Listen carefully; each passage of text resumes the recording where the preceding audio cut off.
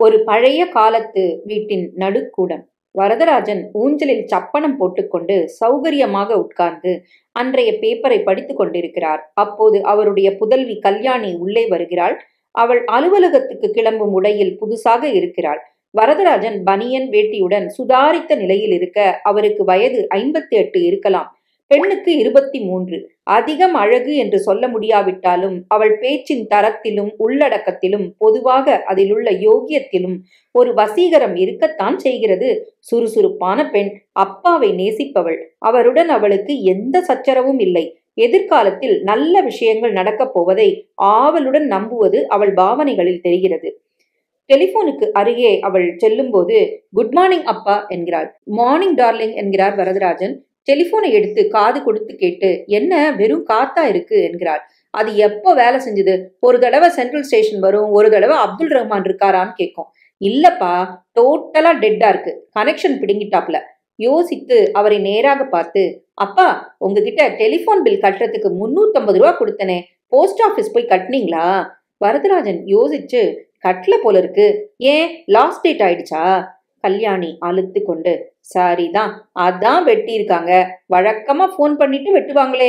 ஆமா, போன் பண்ணாதான் ஞாபகம். அப்பெல்லாம் போன் நல்லா ஒர்க் பண்ணணும். இந்த மாதிரி லாஸ்ட் டேட் ஆயிடுச்சு, வெட்ட போறோம்னு சொல்றப்போ.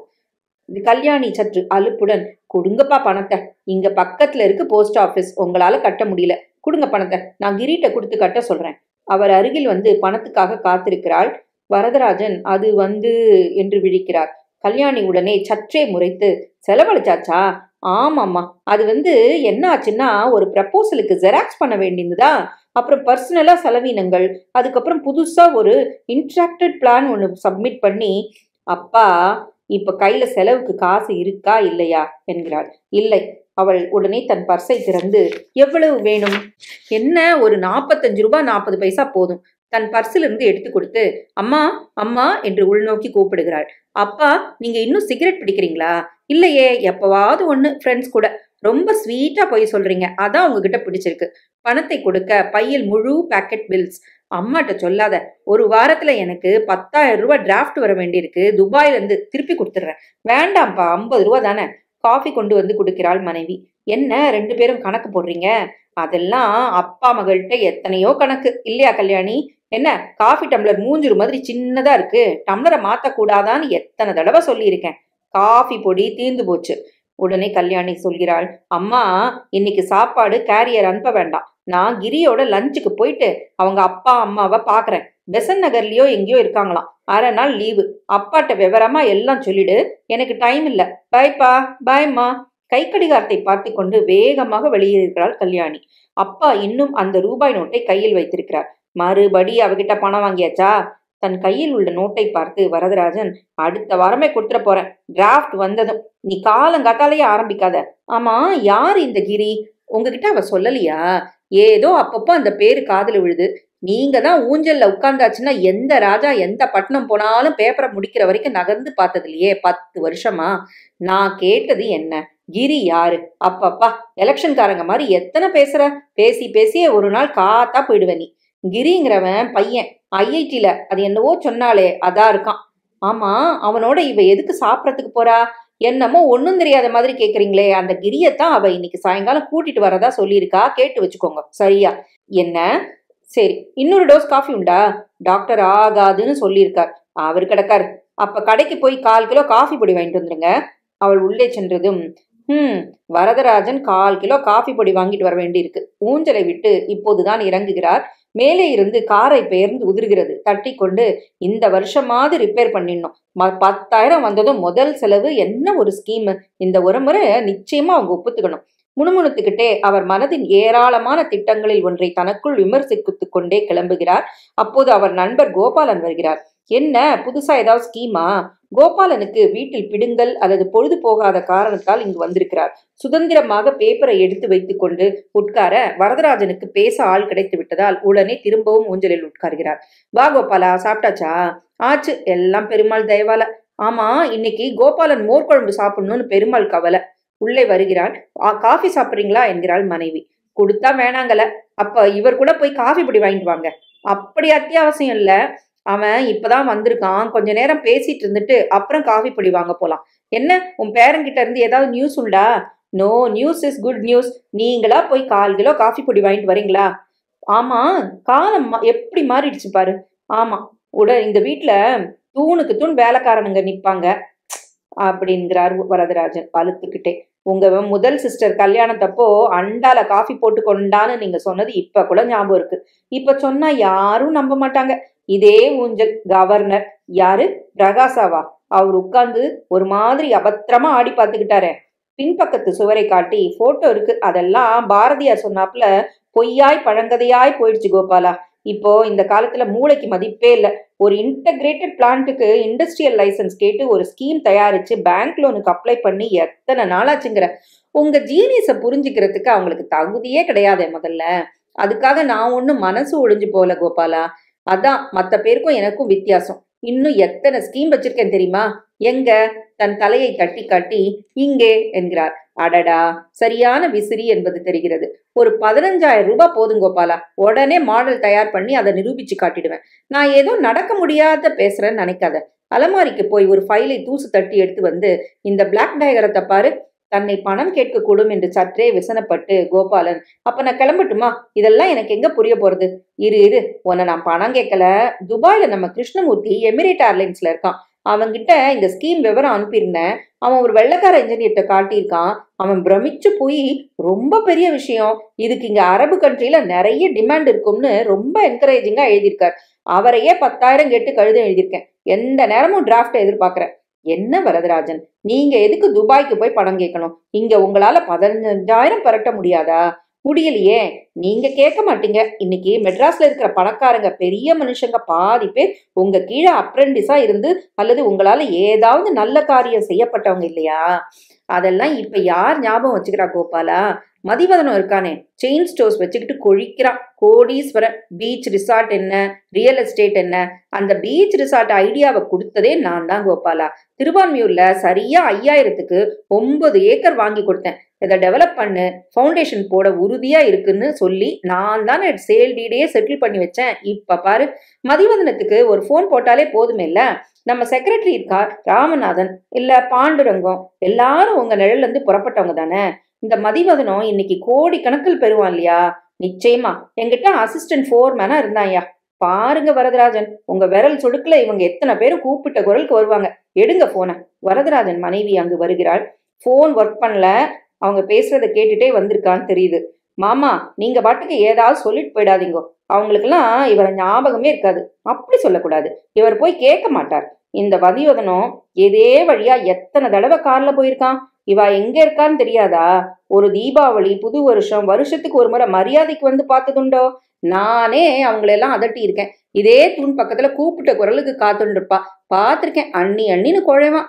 அவன்லாம் இப்ப ரொம்ப பிஸி. ஆனா ஒரு தடவை ஒரு கல்யாணத்துல பார்த்தப்போ, வரதராஜன் சார் உங்களுக்கு எப்போ எது தேவைன்னாலும் ஒரே ஒரு போன் கால் போடுங்க போதும்னு கார்டு கொடுத்தான். நீங்க கவலைப்படாதீங்க, நான் போன் பண்ணி அவனை வர சொல்றேன். வேண்டாம் கோபாலா, நானே தேவைப்பட்டா போறேன். இந்த துபாய் டிராஃப்ட் வரலன்னா அவன்கிட்ட தான் போலான்னு இருக்கேன். அப்ப வரட்டுமா? ஏதாவது உதவி வேணுமா? நாங்க எல்லாரும் உங்களால உருவாக்கப்பட்டவங்க தான் இல்லையா? போன் பில் கட்டட்டுமா? அதை கல்யாணி கட்டிக்கிறேன்னுட்டா. அப்போ நான் வரேன். அது என்ன துபாய் டிராஃப்ட் என்கிறாள் மனைவி. துபாயில நம்ம கிருஷ்ணமூர்த்தி இருக்கானே, அவனுக்கு ஒரு லெட்டர் எழுதியிருக்கேன். 10,000 ரூபாய் அனுப்ப சொல்லி. எதுக்கு? வீட்டு செலவுக்கு இல்ல, ஒரு புரோட்டோடைப் பண்ண. மனைவி அலுப்புடன், இன்னொரு புரோட்டோடைப்பா கிருஷ்ணா? வரதராஜன் கோபமாக, என்ன? மனைவி பயத்தோட, அதான் பின்கட்டு பூராவும் பாதி பாதியா அவங்க ஐடியாவெல்லாம் கிடக்கே, எல்லாம் வேஸ்ட்டுங்கிறியா? நான் எப்படி சொல்ல முடியும்? எனக்கு என்ன தெரியும்? அதானே, உனக்கு ஏதாவது இந்த சப்ஜெக்ட பத்தி தெரியுமா? நான் தெரியும்னு சொல்லிக்கலையே. அப்ப வாய மூடின்னு பேசாம இரு. 30 வருஷமா வாய மூடின்னு தானே இருந்தாச்சே. வரதராஜன் கோபம் அடங்காமல், நான் என்ன ஃபெயிலியரா? நான் சம்பாதிக்கலையா? சொல்லு, நான் சம்பாதிக்கலையா? யார் இல்லைன்னா ஸ்திரமா ஒரு வேலைக்கு போலையே தவிர இந்த வீட்டுல எத்தனை பசுமாடு கட்டி இருந்தது. எப்ப சொல்றேள்? நம்ம ராஜன் கல்யாணத்தும் போது. அதெல்லாம் தீந்து போன விஷயம். கேட்ட கேள்விக்கு பதில் சொல்லு. எத்தனை பசுமாடு? 4ஓ 5ஓ? எத்தனை மூட்டை நெல்லு கொட்டி இருக்கும்? அவ்வளவு கரெக்டா ஞாபகம் இல்ல. எத்தனை ஆளு, எத்தனை காரு, ராஜத்தின் கல்யாணத்துக்கு எத்தனை பவுன் தங்கம், யாரு பாண்டு வாசிச்சா, சின்னி கிருஷ்ணன், காரக்குறிச்சி நாகஸ்வரம், அரியக்குடி ராமானுஜயங்கார் கச்சேரின்னு அமர்க்களப்படலையோ? இப்போ 1/4 கிலோ காப்பி பொடி வாங்கிட்டு வந்துட்டீங்கன்னா நான் என்ன செல்வத்தையும் சுகத்தையும் பார்க்காதவனா, லட்சக்கணக்கில் சம்பாதிக்காதவனா? ஏதோ இப்ப கொஞ்சம் தசை சரியில்லை, ஒரு பேட்ச் மாதிரி இருக்கு, அதனால என்ன மறுபடியும் சம்பாதிக்க முடியாதுங்கிறியா? மேஜையிலிருந்து ஸ்கீமை எடுத்து தட்டி காட்டி, இது என்னங்கிற, என்னது இது, 10,000 ரூபா போட்டு புரோட்டோடைப் பண்ணிட்டு ப்ரூவ் பண்ணிட்டா அரப் கண்ட்ரில இருந்தெல்லாம் காத்துட்டு இருக்கான் தெரியுமோ? ஒரு வருஷத்துல 40 லட்சம் ஆர்டர் வரும் தெரியுமா? யார் இல்லைன்னா சம்பாதிச்சு போட்டதையெல்லாம் மறந்துடுறது, செலவழிச்சதெல்லாம் மறந்துடுறது. இன்னைய தேதிக்கு இந்த நிமிஷத்துக்கு அவன் எப்படி இருக்கான் அதை வச்சுதான் மதிப்பு இல்லையா? சேச்சா, அப்படி யார் சொன்னா? உங்களால 8 ஊருக்கு சம்பாதிக்க முடியும், நான் இல்லைங்கள, அடுப்புல ரசத்தை வச்சிருக்கேன் என்று அவசரமாக போகிறாள். அவள் போனதும் வரதராஜன் மெல்ல தனக்குள் பேசிக்கிறார். எல்லாருக்கும் படு வேகமா ஒரு ஞாபக சக்தி. எத்தனை நகை, எத்தனை பணம், எத்தனை சேவகர்கள். இன்னைக்கு நீ யாரு, அதைத்தான் எல்லாரும் பாக்குறா. மெல்ல மெல்ல அவர் வாய்க்குள் தன் ஆதங்கங்களை முணுமுணுத்துக் கொண்டு விரலால் ஏதோ பிளான் போட்டுக்கொண்டு அந்த ஃபைலை தூசு தட்டி பிரித்து தன் ஸ்கீம் மேல் தட்டி, இது மட்டும் சக்சஸ் ஆகட்டும். அப்போது அவர் புதல்வி கல்யாணி உள்ளே வருகிறாள். அதே ஆபீஸ் உடையில். வரதராஜன் அவள் வந்ததை கவனிக்காமல் இன்னமும் தன் எண்ணங்களிலேயே மூழ்கியிருக்கிறார். டெலிபோன் பில்லை எடுத்துன்னு போறதுக்கு மறந்துட்டேன். அப்பா, அதை எங்க வச்சிங்க? தன் சிந்தனை சூழலிருந்து கலைக்கப்பட்டவராக, நீ எப்படி இருக்க? டெலிஃபோன் பில் போஸ்ட் ஆஃபீஸ் வரைக்கும் போனேன். கிரிட்ட கொடுத்தா கட்டிடுவார்ல, எடுத்துன்னு போக மறந்தாச்சு. என்னவோ எனக்கும் உங்களை போல ஞாபகம் வருதி. இந்த கிரி யாரு? என் ஃப்ரெண்டுப்பா. ஆஃபீஸ் ஃப்ரெண்டா? இல்ல, ஐஐடியில் இருக்கார், ரிசர்ச் ஸ்காலர். இன்ஜினியரா? ஆமா, கம்ப்யூட்டர் சயின்ஸ். அவர்கிட்ட இந்த ஸ்கீமை கொடுத்துட்டு இதை பத்தி டிஸ்கஸ் பண்ணுன்னு சொல்லு. அவரையே இன்னைக்கு சாயங்காலம் அழிச்சுன்னு வரப்போறேன். அம்மா சொல்லலையா? உங்க அம்மாவுக்கு ஒண்ணுமே ஞாபகம் இருக்காது. ராஜன் கல்யாணத்தும் போது எத்தனை பவுன் சவரம் எடுத்தோம் ஞாபகம் இருக்கான்னு கேட்டேன். இன்னைக்கு என்ன கிழமை, என்ன தேதி, எதுவுமே ஞாபகம் இல்லைங்கிறா. மனைவி உள்ளே வந்து, உங்களுக்கு வெந்நீர் எடுத்து வச்சிருக்கு, குளிச்சுடுங்கோ. இவ எப்போ வந்தா? டெலிஃபோன் பில்லை எடுத்துன்னு போக மறந்துட்டேன். ஆஃபீஸ்க்கு ஏற்கனவே லேட்டு, 1/2 நாள் லீவ் போட போறதா இருந்தேன். இப்போ முழுசாவே போட்டுடலான்னு திரும்பி வந்துட்டேன். அம்மா, நீ அப்பா கிட்ட கிரிய பத்தி சொல்லவே இல்லையா? எங்க, அவர் என்ன பேச விட்டா தானே, நீயே சொல்லிடு கல்யாணி. சரி கல்யாணி, என்னம்மா, அப்பா குளிக்க போயிட்டாரா? போயாச்சு. அவரை பத்தி கவலையா இருக்குடி எனக்கு. ஏம்மா, ரொம்ப தனக்கு தானே பேசிக்கிறார். இப்பெல்லாம் ராத்திரி 3 மணிக்கு எழுந்துடுறார், கொட்டு கொட்டுன்னு. அப்புறம் முணுமுணுக்கிறார். நான் ஏதோ சகசிரநாமம் தான் சொல்றாராக்குன்னு வந்தேன். ஒரு நாள் உத்து கேட்டா புரோட்டோடைப், ஸ்கீம், ரிட்டர்ன் ஆன் இன்வெஸ்ட்மெண்ட்னு அவர் மண்டைக்குள்ள 100 யோசனை இருக்கு பாரு. அதையெல்லாம் தனக்கு தானே பேசிக்கிறார். பேசிட்டு போகட்டும்மா. மனைவி அவரை பற்றிய அனுபவம் கவலையுடன், அவருக்கு உடம்பு சரியோ இல்லையோன்னு நினைக்கிறேன். இல்லம்மா, இஸ் ஆல்ரைட். சில பேருக்கு அப்படித்தான் தனக்குள்ளேயே பேசிக்கிற வழக்கம் இருக்கும். நானே பல முறை தெருவில் போறப்ப மனசுல பேசிப்பேன். என்னென்னவோ பகல் கனவெல்லாம் காணுவேன். நீ? அது சரி, அந்த பையன்ட்ட சொல்லிட்டியா? கிரிட்டியா? சொல்லியாச்சு. அது ரொம்ப சமத்து. நீ என்ன சொன்னாலும் கேட்கறேன்னு எடுத்து. எதுக்கும் அவ அப்பா அம்மாவையும் வச்சு பேசிடுறது நல்லது இல்லையா? அதுக்கு தான் இன்னைக்கு லஞ்சுக்கு அவர் வீட்டுக்கு போறேன்னு. அப்பாவை பத்தி கவலைப்படாத, அவர் எப்பவுமே அப்படித்தான். எப்பவுமே அப்படி இல்ல. தங்க கல்யாணத்துக்கு எத்தனை பவுன் நகை போட்டேன்னு என்ன கேட்டார். இப்ப ஒரு குந்துமணி இல்ல, எல்லாரும் சேர்ந்து மொட்டை அடிச்சாச்சு. இப்ப தங்கைகள்லாம் எங்க இருக்கான்னு கூட தெரியல. அம்மா, அதை நீ சொல்லி காட்டக்கூடாது. ஏன்? நான் ஏன் வாயை திறக்கிறேன்? எத்தனை சம்பாதிச்சாருன்னு எனக்கு தெரியும், எத்தனை கோட்டை விட்டாருன்னு தெரியும். தங்கைகள் கல்யாணத்துல கோட்டை விட்டாச்சு. சொந்த பொண்ணுக்கு பணம் வச்சிருக்கியா? சேர்த்து வச்சிருக்கேம்மா. ஒரு 2-3 பிக்சட் டெபாசிட்டா. நாங்க ஒன்னும் அப்படி செலவழிக்க போறதில்ல. என்னவோ எனக்கு அது சரியா படல. எதுமா? எப்ப பார்த்தாலும் ஒன்னையே காசு கேட்கறது, உன் சம்பாத்தியத்திலேயே இந்த குடுத்தனம் நடக்கிறது, எதுவுமே எனக்கு பிடிக்கல. ஸ்கீம் போடுறேன்னு தபாலுக்கே 150 செலவழிக்கிறார். வெட்டி செலவு, வெத்தலைப்பாக்கு செலவு, பேருக்கு பேர் காப்பி, எந்த வேளையில யார் வந்தாலும் சாப்பாடு. அப்பாவுக்கு அப்படி இருந்தே தாராளமா செலவழிச்சே பழக்கம்மா. முடிஞ்ச வரைக்கும் சமாளிக்கலாம், முடியலன்னா சொல்லிடலாம். இப்ப சண்டை போடாத, எதுவும் சொல்லாத.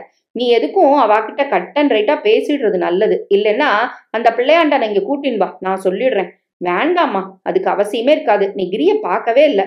He is so sweet. நான் எது சொன்னாலும் அப்படியே ஏத்துக்கும். அது என்னது இது, அது இதுன்னு அக்ரிணையில பேசுற? அவள் சிரித்து, அம்மா, இப்ப அதான் ஃபேஷன், நான் வரேன், அப்பாட்ட சொல்லிடும். வரதராஜன் குளித்து விட்டு துவட்டி கொண்டு வருகிறார். என்ன கிடைச்சதா பில்லு? சாரி, அதை கட்டுறதுக்கு மறந்து போயிட்டேன். யாரு கல்யாணி? அலமாரியிலிருந்து ஒரு 40 பக்கம் நோட்டு புத்தகத்தை எடுத்து பிரித்து காட்டுகிறார். உனக்கு கொடுக்க வேண்டிய பணம் எல்லாத்துக்கும் இன்னைக்கு தேதி வரைக்கும் கணக்கு வச்சிருக்கேன். எல்லாத்தையும் ஸ்கீம் அப்ரூவ் ஆகி கொஞ்சம் ஒர்க்கிங் கேபிட்டல் வந்ததும் பல மடங்கா திருப்பி தந்துடுவோம் இல்லையோ? தந்துடுவீங்கப்பா. உனக்கு உங்க அப்பாவோட திறமையில நம்பிக்கை இருக்கா இல்லையா? நிறைய நம்பிக்கைப்பா. வரதராஜன் தன் மனைவியிடம் கேட்டுக்கோ என்கிறார். நான் என்ன எப்பவாவது உங்களை முடியாதுன்னு சொன்னேனா? அப்பப்போ சொல்லி காட்டுற, எனக்கு தெரியாதா? ஐயோ, இது என்ன வம்பா இருக்கு? எல்லாரும் எனக்கு பின்னால இருந்து கேலி பண்றேன். கிழவன் உளறான், அவனால எதுவும் முடியாதுன்னு. தோ இவ ஒருத்தி தான் அப்பாவை முழுசா உணர்ந்துவோம். மனைவியும் மகளும் ஒருவரை ஒருவர் பார்த்துக்கொள்ள கல்யாணி சும்மா இரு, இப்ப பேசாத என்று சைகை செய்கிறாள். 2 பேரும் ஜாடையா பேசிக்கிறதும் எனக்கு தெரியறது. சண்டைக்கு காலைய பிறன்றார். அதுக்குள்ள நான் போயிடுறேன், எனக்கு அடுப்புல காரியம் இருக்கு. அப்பா, சாயங்காலம் எங்கேயும் போயிடாதீங்கோ, கிரியை அழிச்சுன்னு வரப்போறேன். அந்த ஐஐடி ஆசாமியா? ஆமாப்பா. போகிறாள். அவள் போவதை கவனிக்காமல் வரதராஜன் அலமாரிக்கு போய் ஸ்கீம் ஃபைலை எடுத்து அவரை இந்த ஸ்கீமை கொஞ்சம் பார்த்துட்டு சொல்லு, டிஸ்கஸ் பண்ண. நிமிர, போயிட்டியா? மறுபடியும் அந்த திட்டத்தின் பக்கங்களை பிரட்டி, பர்சனல் ஆயில் கால்குலேஷன் சரியா போட்டேனா? ஊஞ்சலில் உட்கார்ந்து சற்று நேரம் யோசித்தபடியே ஆடுகிறார். ஒரு ரெஸ்டாரண்டின் மேஜை அருகில் 4 பேருக்கு நாற்காலிகள் போடப்பட்டிருக்கின்றன. பெரும்பாலும் இருட்டாக இருக்க மேஜைக்கு அருகில் குட்டையாக விளக்கு தொங்குகிறது. ராஜா என்று பாட்டு பின்னணியில் சற்றே தூக்கலாக ஒலிக்கிறது. சீருடையில் ஒரு வெயிட்டர் வந்து அகலமான மெனுவை கொடுக்கிறான். கிரிதரும் கல்யாணியும் அருகருகே உட்கார்ந்து கொண்டிருக்க அவர்களுக்கிடையில் சாதாரணத்துக்கும் அதிகப்பட்ட நெருக்கம். ஒருவருக்கொருவர் பட்டுக்கொள்வதிலும் தொட்டுக்கொள்வதிலும் அந்யோன்யம் தெரிகிறது. கிரிக்கு 28 வயசு இருக்கும். ஷேவ் செய்வது பற்றியோ தலைவாறுவது பற்றியோ அதிகம் அக்கறை இல்லாதவன் என்றாலும் அவன் தோற்றத்தில் ஒரு விதமான தன்னம்பிக்கையும் படபடப்பும் உலகை விலைக்கு வாங்கும் உத்தேசமும் தெரிகிறது. இந்த பாட்டு சத்தத்தை கொஞ்சம் குறைக்க சொல்லுங்களேன். இப்பெல்லாம் தமிழினமே சமுதாயமே ரொம்ப உரத்த குரல்ல இருக்கு இல்லையா? யுவர் ஆர்டர் சார் என்கிறார் வெயிட்டர். இன்னும் 2 பேருக்கு காத்துட்டு இருக்கோம், அவங்க வந்ததும் ஆர்டர் கொடுக்குறோம்ப்பா. இந்த mean time anything to drink sir? இல்லப்பா. அவன் மெனு கார்டை எடுத்துக்கொண்டு சென்றதும் அவளைப் போலவே பேசி காட்டுகிறான். இந்த mean time anything to drink sir? என்ன இங்கிலீஷ் வேண்டி கிடக்கு? அவனும் தமிழன், நானும் தமிழன். கன்னத்தில் கை வைத்துக் கொண்டு அவனையே பார்த்து கொண்டிருக்கிறாள் கல்யாணி. என்னது பட்டிக்காட்டான் ஜெயலலிதாவை பாக்குற மாதிரி பார்த்துட்டே இருக்க? இப்பெல்லாம் ஆன்சின்னு லாங்குவேஜை ஸ்டாண்டர்டைஸ் பண்ணிட்டான் தெரியுமோ? இது மட்டும் இங்கிலீஷ் இல்லையா? கம்ப்யூட்டர் சயின்ஸுக்கு அங்கங்க இங்கிலீஷ் வார்த்தை போடலன்னா ஜுரம் வந்துடும். என்னது கல்யாணத்துக்கு முன்னாலேயே இந்த வார்றியே? நிச்சயதார்த்தம் கேன்சல் போ. கேர்ள்ஸ், உங்க அப்பாவை பத்தி என்னவோ சொல்லணும். நீ பெருசா எதுவும் இல்ல கிரி. கல்யாணம் அப்புறமும் நான் எங்க அம்மா அப்பாவுக்கு பணம் கொடுக்க வேண்டி வரும். ஆமா, உங்க அப்பாவுக்கு பென்ஷன் வகைராக்கள் கிடையாதா? சும்மா கேட்டேன். எங்க அப்பா அவர் வாழ்நாள்லயே ஒருத்தருக்கு சேவகம் பண்ணதில்ல. நிறைய சம்பாதிச்சார், நிறைய செலவழிச்சார், எல்லாம் தங்கைகள் கல்யாணத்திலே விட்டுட்டார். அதனால நீ, அதாவது நாம அவரை சப்போர்ட் பண்ணணுங்கிற. சரி, உன் விருப்பப்படியே செய், ரொம்ப உத்தமமான காரியம். உங்க அப்பா அம்மா கிட்டையும் ஒரு வார்த்தை இப்பவே சொல்லிடுறது நல்லது இல்லையா? சொல்லிடலாம், அது அவங்க சம்பந்தப்படாத விஷயம். இருந்தாலும் உன்னை திருப்திப்படுத்துறதுக்காக வேணும்னா சொல்றேன். எங்க அப்பா இதுக்கெல்லாம் கவலைப்படவே மாட்டார். எங்க அம்மா வாயை திறக்க மாட்டாங்க. எத்தனை நாளைக்கு இந்த மாதிரி சப்போர்ட் பண்ண வேண்டி வரும்? அவர் ஏதோ திட்டம் ஒண்ணு வச்சிருக்கார், அதை உங்ககிட்ட காமிக்க ஆர்வமா இருக்கார். சொத்து எதுவும் இல்லையா? சும்மா தான் கேட்டேன். ஒரு வீடு இருக்கு, அதை அடமானம் வச்சுட்டார்னு நினைக்கிறேன். விவரமா கேட்டு வச்சுக்கல. எப்படியும் சில வருஷங்களுக்காகவாது அவங்கள நாம சப்போர்ட் பண்ண வேண்டி வரும். அதனால என்ன, பரவாயில்ல. நிச்சயமா எனக்கு எந்த ஆட்சேபனையும் இல்லை.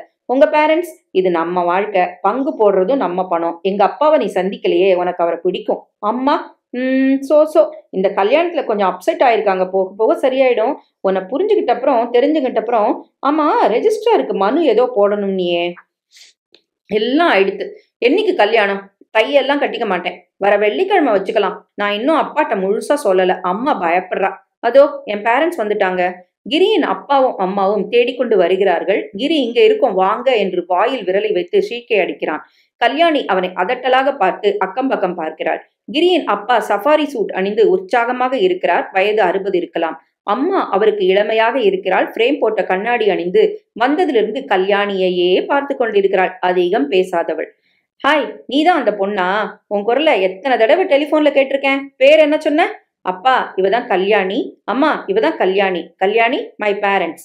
கல்யாணி இருவரையும் பதற்றத்துடன் வணங்குகிறாள். உனக்கு இன்னும் கல்யாணம் ஆகல தானே? கல்யாணி சற்று பயத்துடன், இல்ல சார். உட்காருங்கோ. எழுந்து நிற்கிறாள். நின்றதில் டம்ளர் சரிகிறது. சாரி, மேல பட்டுட்டா? பேண்ட் நனைஞ்சு போயிடுத்து. இவ்வளவு வயசாகி இந்த பழக்கம் போலன்னு நினைப்பாங்க. பரவாயில்ல. துடைத்துக் கொள்கிறார். அம்மா அவளையே பார்த்து கொண்டிருக்க கல்யாணி இப்போது முழுமையாக படபடப்பில் இருக்கிறாள். கிரி சமாளிக்கும் வகையில், என்னம்மா சும்மா இருக்க, ஏதாவது பேசேன். நான் பேச என்ன இருக்கு?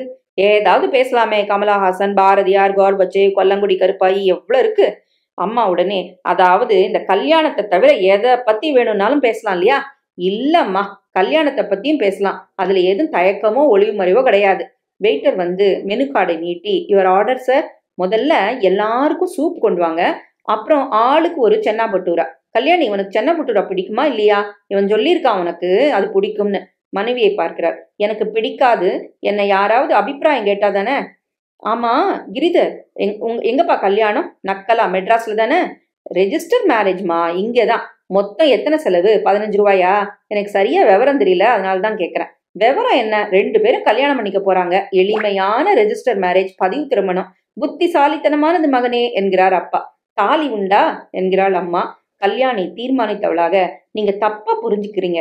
எதுக்கு வீணா செலவழிக்கணும் தான் எளிமையா இந்த கல்யாணத்தை முடிக்கலாம்னு 2 பேருமே தீர்மானிச்சுட்டோம். கொஞ்சம் ஆடம்பரமா செய்யணும்னா நீங்க விருப்பப்பட்டா கொஞ்சம் டைம் கொடுத்தா ஏற்பாடு பண்ணலாம். ஏதோ என்னால முடிஞ்ச வரைக்கும் பிக்ஸட் டெபாசிட்ல பணம் போட்டு வச்சிருக்கேன். அப்படியா என்கிறாள் அம்மா. அதை உபயோகமுள்ள சாமான்களா வாங்கிக்கலாம். கல்யாணத்துக்கு அதிகம் செலவழிக்க வேண்டாம்னு நான் தான் என்று இழுத்தான் கிரிதர். சரி என்று சிரித்து, அப்பா இதையெல்லாம் விவரமா சொல்லிட்டு இருக்க வேண்டாம். இவ எப்பவுமே ஏதாவது இந்த மாதிரி சொல்லிட்டு இருப்பா. கவலைப்படாத. என்னைக்கு கல்யாணம் சொல்லு, நிச்சயம் வந்து ஆசீர்வாதம் பண்றோம். கல்யாணி, கல்யாணம் ஆனப்புறம் அந்த பையனை கொஞ்சம் ரிப்பேர் பண்ணி வச்சேன்னா நல்லதுமா. முதல்ல தலை வாரிக்கும்படி பண்ணிட்டேன்னா சாதனை, அதுக்கப்புறம் ஷேவ். கிரி மோவாவை தடவிக்கொள்ள அம்மா மௌனமாக அவளையே மறுபடி ஆராய்ச்சி போல பாக்குறாள். அம்மா, நீ பேங்க்ல வேலை பாக்குற, இவன் ஐஐடில இருக்கான், எப்படி காதல் உண்டாச்சு? கில்லாடிடா நீ. காதல்னு சொல்ல முடியாதுப்பா. இவ பேங்க்ல கம்ப்யூட்டரைசேஷன் பண்றாங்க, அதுக்கு ட்ரைனிங் ஐஐடில ஏற்பாடு பண்ணியிருந்தாங்க. என் தலையெழுத்து இவளுக்கு கம்ப்யூட்டர்னா என்னன்னு சொல்லி கொடுக்க வேண்டியிருந்தது. இவ கேட்குற கேள்வி எல்லாம் பதிலே இல்லையே. எங்கேயோ சந்தடிச்சாக்குல காதல் மாதிரி குன்சா ஒன்று புறப்பட்டுச்சு. உங்க குடும்பத்துல எல்லாமே லைட்டா எடுத்துப்பீங்க போல என்றாள் கல்யாணி. நான் அப்படி இல்லை என்றாள் அம்மா. கல்யாணத்துக்கு முன்னாடி ஒரு மரியாதைக்காவது உங்க அப்பா அம்மாவுக்கு நாங்க வந்து பார்க்கணும். தலைகீழா இருக்கு என்கிறாள் அம்மா. இல்ல சார், நாங்க முதல்ல வந்து பாக்குறது தான் முறை. அவங்க சொல்றது சரி. அப்பாவையும் அம்மாவையும் நானே கூட்டின்னு வரேன். கூட்டிண்டு? நீங்கெல்லாம் பிராமின்ஸா? ஆமா சார். இப்போ அதெல்லாம் யாருப்பா பாக்குறாங்க என்றான் கிரிதர். எல்லாம் கல்யாணத்துக்கு முன்னால சரியாத்தான் இருக்கும், அப்புறம்தான். மயக்கம் தெளிஞ்சப்புறம். ஏம்மா, நீ மாம்சம் சாப்பிடுவியோ? இல்லம்மா, கிரி நிறுத்தி விடுறேன்னு சொல்லியிருக்கார். எத்தனை பேர் வரலாம் கல்யாணத்துக்கு? நீ ஒண்ணு. எல்லாத்தையும் நெகட்டிவாவே எடுத்துக்கிற. பாருமா கல்யாணி, இந்த கல்யாணத்துல எங்களுக்கு மகிழ்ச்சி. என் மூத்த மகனுக்கு நாங்க செலக்ட் பண்ணி எங்க ஜாதியிலே நல்லா பார்த்து தான் கல்யாணம் பண்ணி கொடுத்தோம். He is miserable. விவாகரத்து வரைக்கும் போயிடுமோன்னு தோணுது. கிரி சொன்னார் சார். கிரி என்னை பத்தி என்ன சொன்னான்? உங்களுக்கு இந்த கல்யாணத்துல அவ்வளவா இஷ்டம் இல்லைன்னு சொன்னாமா. அதுக்கு மேல என்ன சொன்னேன் அதையும் சொல்லிடு. என்ன நீங்க முழுசா புரிஞ்சுட்டப்புறம் அறிஞ்சுட்டப்புறம் எல்லாம் சரியா போயிடும்னு சொன்னார். கல்யாணம் அனுப்புறம் எங்க வீட்டுல வந்து இருக்க போறீங்களா? இடம் பத்துமா? அதை பத்தி இன்னும் யோசிக்கல. நீங்க எப்படி சொல்றீங்களோ அப்படி. நல்ல பொண்ணு. தனியா பிளாட் ஒண்ணு வாடகைக்கு எடுக்கிறதா உத்தேசம்மா. சார், மற்றொரு விஷயம் உங்ககிட்ட சொல்லணும். கல்யாணம் ஆனப்புறமும் எங்க அம்மா அப்பாவை அதை பத்தி அப்புறமா பேசலாம். முதல்ல எல்லாரும் சென்னா பட்டூரா. இல்ல கிரி, இப்பவே சொல்லிடுறது நல்லது என்றாள் கல்யாணி. ஒரு நாள்லயே எல்லாத்தையும் சொல்லிடணுமா? ஆமா, பாருங்கம்மா, எங்க அப்பாவுக்கு சம்பாத்தியம் இல்ல, அதனால என் சம்பளத்துல அவங்களுக்கு பணம் அனுப்ப வேண்டியிருக்கும். அதெல்லாம் என்ன உத்தமமான காரியம் என்றார் அப்பா. அம்மா எவ்வளவு என்றாள். மாசம் 600ஆவது. எத்தனை நாளைக்கு? அது இன்னும் திட்டமா தெரியல. அவங்களும் உங்க கூடவே இருப்பாங்களா? இல்ல, ஒரு வீடு இருக்கு, ஆனா வீட்டின் பேர்ல கடன் இருக்கு. அம்மா கேலியுடன் பிரமாதம் தன் கணவனை பார்க்கிறாள். அதுல என்ன தப்பு? ஒரு பெண் தகப்பனாருக்கு செய்யறது கடமை. கடமைன்னு இல்ல சார், விரும்பித்தான் செய்யறேன். எங்க அப்பாவுக்கே இதுல தயக்கம், லேசா அவமானமும் கூட இருக்கு. ஆனா வேற வழி இல்ல. கிரி, எப்படி சமாளிக்க போற? எல்லாம் கணக்கு போட்டு பார்த்தாச்சுமா. என்ன பண்ண போறியோ? சூப் சாப்பிட போறேம்மா. வாயா, நல்ல வேலை வந்த. வெயிட்டர் சூப் கிண்ணங்கள், ஸ்பூன் வகையறாக்களை கொண்டு வந்து வைக்கிறான். வரதராஜன் வீட்டு கூடம். வரதராஜன் ஊஞ்சலில் உட்கார்ந்து பேசிக் கொண்டிருக்கிறார். அவர் விரல்கள் பிளான் போட்டுக் கொண்டிருக்கின்றன. கை விரல்களால் எண்ணிக்கொண்டு 1, 2, 3, 3.5. முதல் 3 மாசத்துல எல்லா செலவும் போன பிற்பாடு 3.5 லட்சம். கல்யாணி உள்ளே நுழைகிறாள். அவளும் கிரிதரும் தயக்கமாக நுழைந்து சுற்றிலும் பார்க்கிறான். அவன் பார்வைகளில் லேசான சங்கடம் தெரிகிறது. அப்பா என்கிறாள் கல்யாணி. எண்ணங்கள் கலைந்தவராக வரதராஜன், என்ன? யாரு? ஓ, கல்யாணி. அப்பா, இவர்தான் கிரிதர். நான் வர சொன்னேனே, சாயங்காலம் கூட்டின்னு வரேன்னு சொன்னேனே. ஐஐடியா? ஆமாம் sir. Glad to meet you sir. உங்களை பற்றி கல்யாணி நிறைய சொல்லியிருக்கா. என்ன சொன்னா? கையால் ஆகாத கிழவன், என்னென்னவோ பிளான் போட்டுட்டே இருப்பான், ஒரு காசுக்கும் உதவாது தானே. சேச்சே, அப்படி இல்லை சார். உங்களை பற்றி பெருமை தான் அவளுக்கு. ஹேய், ஐஐடின்னு சொன்ன இல்லையா? உடனே ஃபைலை எடுத்து, மிஸ்டர் கங்காதர், கிரிதர் சார். கிரிதர், நீ என்ன பண்ணுற? இந்த ஸ்கீமை பாரு. சார், நான் கம்ப்யூட்டர் சயின்ஸ் ஆசாமி. எனக்கும் இந்த ப்ராஜெக்ட்டுக்கும் அதிக சம்மந்தம் இருக்காது. ப்ராசஸ் கண்ட்ரோல் மாதிரி இருக்குது. இது லேசாக பிரிக்கிறான். நீன்னா இண்டஸ்ட்ரியல் இன்ஜினியரிங் டிபார்ட்மெண்ட்டில் உன்னோட வேலை செய்கிறவர் யாரும் இல்லையா? அவர்கிட்ட காட்டேன், எடுத்துக்கோயேன். கிரி அதை தயக்கத்துடன் வாங்கி கொள்கிறான். உங்களுக்கு? எனக்கு இன்னொரு காப்பி இருக்குது. சாரி, நான் என்னை பற்றியே பேசின்னு இருக்கேன். கல்யாணி, நீ ஏதோ சொல்லணும்னு இருந்த? அப்பா, நானும் கிரிதரும் கல்யாணம் செஞ்சுக்க போகிறோம். அவர் சற்றே திகைத்து, அதாவது நாங்கள் 2 பேரும் ஒருத்தர் ரொம்ப விரும்புகிறோம் சார். ஏம்மா இவ்வளோ திடுதுப்புன்னு சொல்கிற? அப்பா, நான் உங்ககிட்ட போன வாரம் இந்த விஷயத்தை எடுத்தப்பெல்லாம் நீங்கள் உங்கள் ப்ராஜெக்ட் ஸ்கீமை பற்றியே பேசிட்டு இருந்தீங்கப்பா. அப்புறம் அம்மாட்ட சொன்னேன். அம்மா சொல்ல தயங்கியிருக்கா. அதனால தான் கிரியை நேராக கூட்டின்னு வந்து, என்ன ஆச்சுன்னா, நான் கம்ப்யூட்டர் ட்ரைனிங்கில் இவ ஆஃபீஸ்க்கு போயிருந்தேன்னா, கல்யாணியை வரதராஜன் நேராக பார்த்து கொண்டு, என்னம்மா இது, இவ்வளோ சீக்கிரம் முடிவு பண்ணக்கூடிய காரியமா இது? ரொம்ப தள்ளிப்படக்கூடிய காரியமும் இல்லைப்பா இது. கல்யாணி என்கிட்ட எல்லாம் சொல்லிட்டா சார். நீங்கள் கவலைப்படவே வேண்டாம். கல்யாணம் ஆனாலும் உங்கள் 2 பேரையும் நாங்கள் சப்போர்ட் பண்ணுறதா தீர்மானிச்சிட்டோம். பணம் கொடுத்துருவோம், கவலைப்படாதீங்கோ ப்ளீஸ். கிரி, ப்ளீஸ், இது சென்சிட்டிவான விஷயம் என்கிறாள் கல்யாணி. என்னது கல்யாணம் நடந்தப்புறம்? கிரி தன் தவறை உணர்ந்துக்கிட்டு, அதை பற்றி நாம் அப்புறம் பேசுவோம். இந்த ப்ராஜெக்ட் ரிப்போர்ட் ரொம்ப இன்ட்ரெஸ்டிங்காக இருக்குது. கல்யாணியின் அம்மா வருகிறாள். நமஸ்காரம்மா, நான் தான் கிரிதர். அவரை உட்கார சொல்லுங்களேன். உன் பொண்ணு என்ன சொல்லியிருக்கா தெரியறதா இவர்கிட்ட? கல்யாணம் ஆற பிற்பாடு கூட தொடர்ந்து நம்ம 2 பேரையும் இவா சப்போர்ட் பண்ணுவாளாம். முதல்ல கல்யாணத்தை பற்றியே இப்போதான் என்கிட்ட சொல்லியாருது. நீங்கள் அவளை பேச விட்டாதானே? நானும் அப்பப்போ கோடி காட்டின்னு தான் இருந்தேன். எப்போ பார்த்தாலும் ப்ராஜெக்ட் ஸ்கீம். அவரை உட்கார சொல்லுங்க. உட்காருப்பா. கல்யாணி, என்ன சொன்னா அவங்ககிட்ட? கரெக்டாக சொல்லு. கிரி தர்ம சங்கடமாக, அது சார், என் அப்பா அம்மா 2 பேரையும் என்னோட சம்பாத்தியத்தில் காப்பாற்ற வேண்டியிருக்கு. அதனால அதுக்கு நீங்கள் சம்மதிச்சாதான் கல்யாணம். அப்படித்தானே?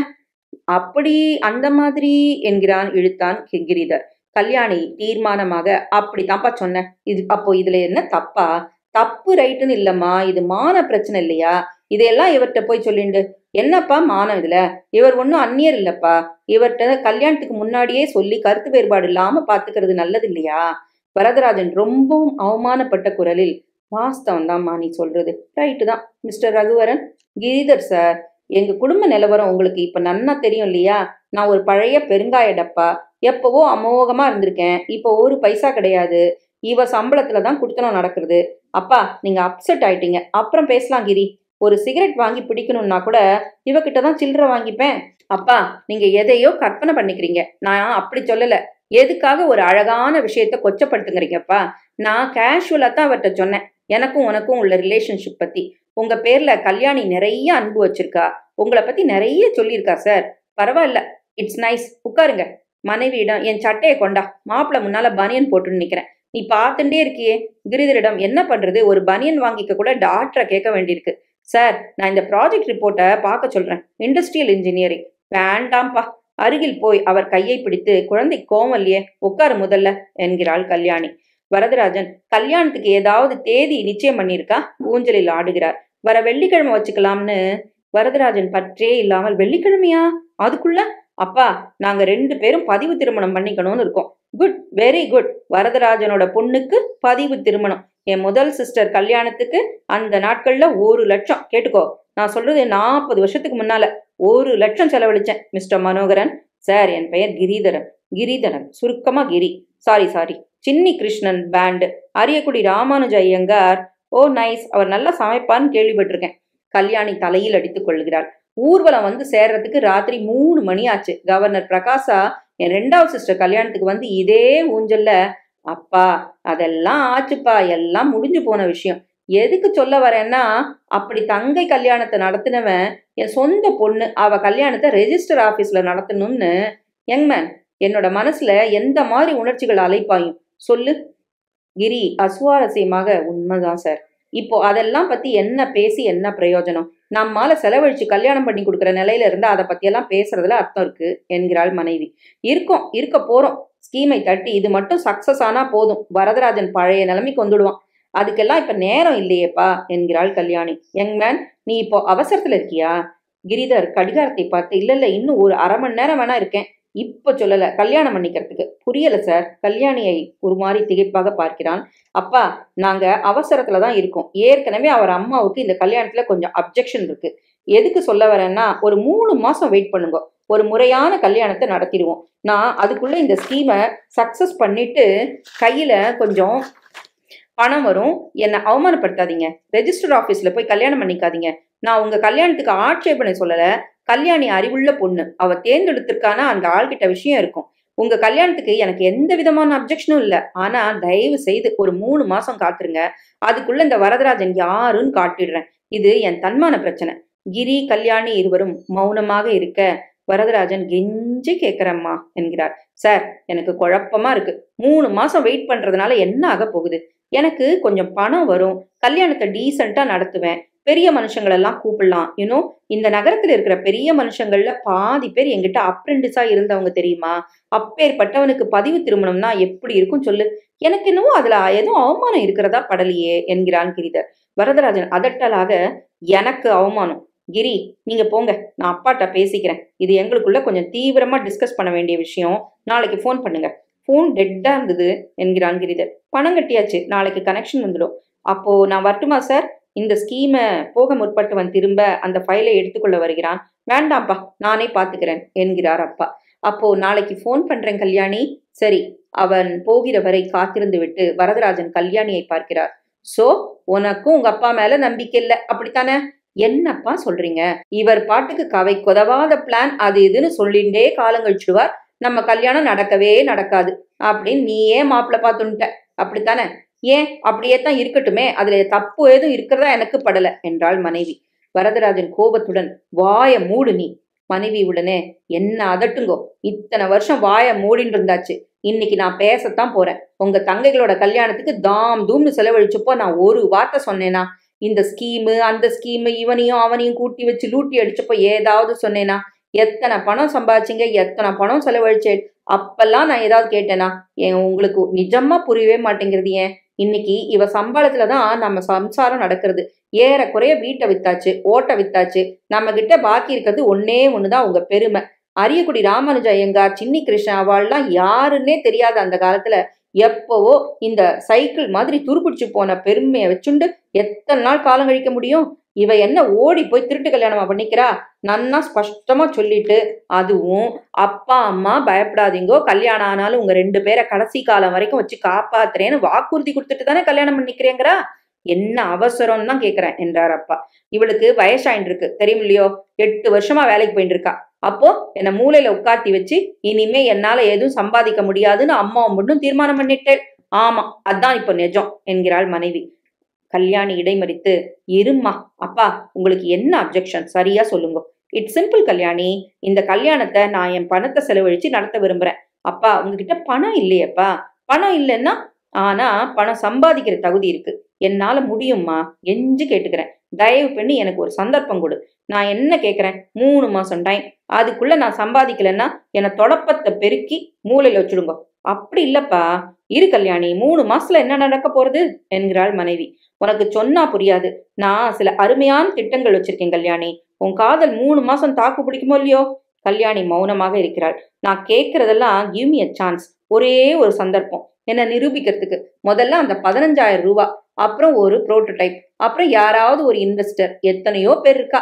இதோ நாளைக்கே துபாயில இருந்து தகவல் வரும். வரலன்னா மதிவதனத்தை பார்க்க போறேன். அவன் ஒரு கல்யாணத்துல பார்த்தப்போ சொல்லியிருக்கான், வரதராஜன் சார் ஏதாவது உதவி தேவைன்னா எப்ப வேணாலும் வாங்குவோன்னு. நான் தான் தொடர்பு வச்சுக்கல. ஒரு 3 மாசம் தாம்மா, இல்லைன்னா என் தன்னம்பிக்கை காலி ஆயிடும். அதோட நான் க்ளோஸ். குரலில் நடுங்குகிறார். சரிப்பா என்கிறாள் கல்யாணி. சுருக்கமாக சொல்லிவிட்டு தன் அறைக்கு போகிறாள். வரதராஜன் மறுபடியும் ஊஞ்சலுக்கு போகிறாள். மனைவி உடனே, படபடப்பா பேசிட்டேன், மன்னிச்சுக்கோங்க. இல்ல, நீ உன் பார்வையில இருந்து உண்மையை தானே சொன்ன. நான் அப்படி பேசியிருக்க கூடாது. பேசியாச்சு, அப்புறம் பேசியிருக்க கூடாதுன்னா எப்படி? என் ஆதங்கம் எல்லாம் அவ கல்யாணம் ஆனப்புறமும் அவகிட்ட காசுக்கு தொங்கணுமேங்கிறது தான். என்னதான் ஆரம்பத்துல சரியா இருந்தாலும் பின்னால அந்த பையன் வீட்டுல யாராவது சொல்லி காட்டினா கூசி போயிடும். எனக்கு இப்பவே கூசுறது. உங்களுக்கு இருக்கிற திறமைக்கு ஏதாவது லைட்டா மாசம் இத்தனைன்னு வராப்புல, இல்ல கன்சல்டன்ட்னு ஏதோ சொல்றாளே, அத மாதிரி ஏதாவது வேலை கிடைக்காதா? நம்ம 2 பேருக்கும் ஒரு 700-800 ரூபாய் இருந்தா போறோம். அந்த கவலையெல்லாம் என்கிட்ட விடு. பாரு ஜானகி, இன்னைக்கு உன்கிட்ட ஒன்று சொல்றேன். நான் போறப்போ உன் பேர்ல 2 லட்சம், கல்யாணி பேர்ல 2 லட்சம் ஒரு வீடு மினிமம் எழுதி வைக்காம போக மாட்டேன். அதெல்லாம் தேவையே இல்லையே, நம்ம செலவை நாம பார்த்துண்டா போறோம். இப்பே பாருங்க, குருவி சேர்க்கிறாப்புல கல்யாணி தான் கல்யாணத்துக்கு 20,000மோ 25,000மோ சேர்த்து வச்சிருக்கோம். ரொம்ப சமத்து. ஒரு செட்டு எவர் செல்வ பாத்திரம் வாங்கிட்டு இருக்கா. 10-15 7 வரைக்கும் சீட்டு கட்டி நகை சேர்த்து வச்சிருக்கோம். நம்ம கஷ்டம் தெரிஞ்ச பொண்ணு. அவகிட்ட இருந்து இனிமேலும் பணம் வாங்காம இருந்தா போறோம். சொத்தும் வேண்டாம், சுகமும் வேண்டாம். எல்லாம் பார்த்தாச்சு, போறோம். பகலா அலைஞ்சு உடம்ப கெடுத்துண்டது போறோம். 3 மாசம், ஜஸ்ட் 3 மாசம் என்கிறார் வரதராஜன். வரதராஜனின் பழைய வீட்டுக்கு முற்றிலும் மாறுபாடாக ஒரு பிரகாசமான அலுவலக முன்னரை, மதிவதனம் என்பவரின் பல்வேறு கம்பெனிகளின் கார்ப்பரேட் அலுவலகத்தின் ரிசப்ஷன் அறை அது. மதிவதனத்தின் அறைக்கு உண்டான கதவு வலதுபுறம் தெரிகிறது. புதிய மலர்கள் வைத்த பூச்சாடியின் அருகில் ஒரு இளம்பெண் நவீனமான டெலிபோனில் பேசிக் கொண்டிருக்கிறாள். மதிவதனத்தை பார்க்க 4-5 பேர் உட்கார்ந்திருக்கிறார்கள். ஜன்னலிலிருந்து நல்ல வெளிச்சம். வரதராஜன் மெல்ல உள்ளே வந்து சுற்றிலும் பார்க்கிறார். அவர் உட்கார ஓரமான இடம்தான் கிடைக்கிறது. அதில் உட்காராமல் அந்த பெண்ணின் அருகில் செல்கிறார். ரிசப்ஷன் பெண் டெலிபோனில், 1 செக் பிரதீபா, எம்டி வந்து வியாழக்கிழமை டெல்லியில இருந்து வந்தப்புறம் ஒரு நாள் தான் ஸ்டேஷன்ல இருக்கார். அப்புறம் லெட் மீ see ஒரு ஃபைலை பிரித்து பார்த்து, he is going to Bangkok Asia Pacific கான்ஃபரன்ஸுக்கு 1 மினிட் பிரதீபா. டெலிபோனை பொத்தி எஸ் வரதராஜனை பார்த்து கேட்கிறாள். மிஸ்டர் வதிவதனத்தை பார்க்கணும். அப்பாயின்மெண்ட் இருக்கா? நான் அவருடைய பழைய ஃப்ரெண்டு. பேரு வரதராஜன் சொன்னா தெரிஞ்சுப்பார். Please take your seat. Varadarajan போய் ஓரத்தில் சோஃபா முனையில் உட்கார பக்கத்தில் காத்திருப்பவர்கள் அவரை வினோதமாக பார்க்கிறார்கள். பெண் டெலிபோனில், சாரி பிரதிபா, அதுக்குள்ள ஒருத்தர் வந்துட்டார். 16ஆம் தேதி தான் திரும்ப வரார். 17ஆம் தேதி சரியா இருக்கும், இல்லன்னா 22ஆம் தேதி. இன்டர்காமின் பஸ்ஸர் ஒலிக்கிறது. எஸ். அதை அவசரமாக எடுத்து, எஸ் சார். மறுபடியும் எஸ் சார். மிஸ்டர் ஜார்ஜ், நீங்க உள்ள போலாம். எம்டி உங்களுக்கு 5 நிமிஷம் கொடுத்திருக்கார். தேங்க்யூ தேங்க்யூ தேங்க்யூ நீனா. இன்னைக்கு விட்டானா நாளைக்கு பாச பிடிக்கவே முடியாது. வரதராஜன் மறுபடி அவள் அருகில் சென்று, அவர்கிட்ட சொல்லிட்டியாமா வரதராஜன்னு? பெண் உடனே சற்றே அலுப்புடன், ப்ளீஸ் வெயிட் சார், அவர்கிட்ட சொல்றேன். நான் வந்து மதியோட பழைய.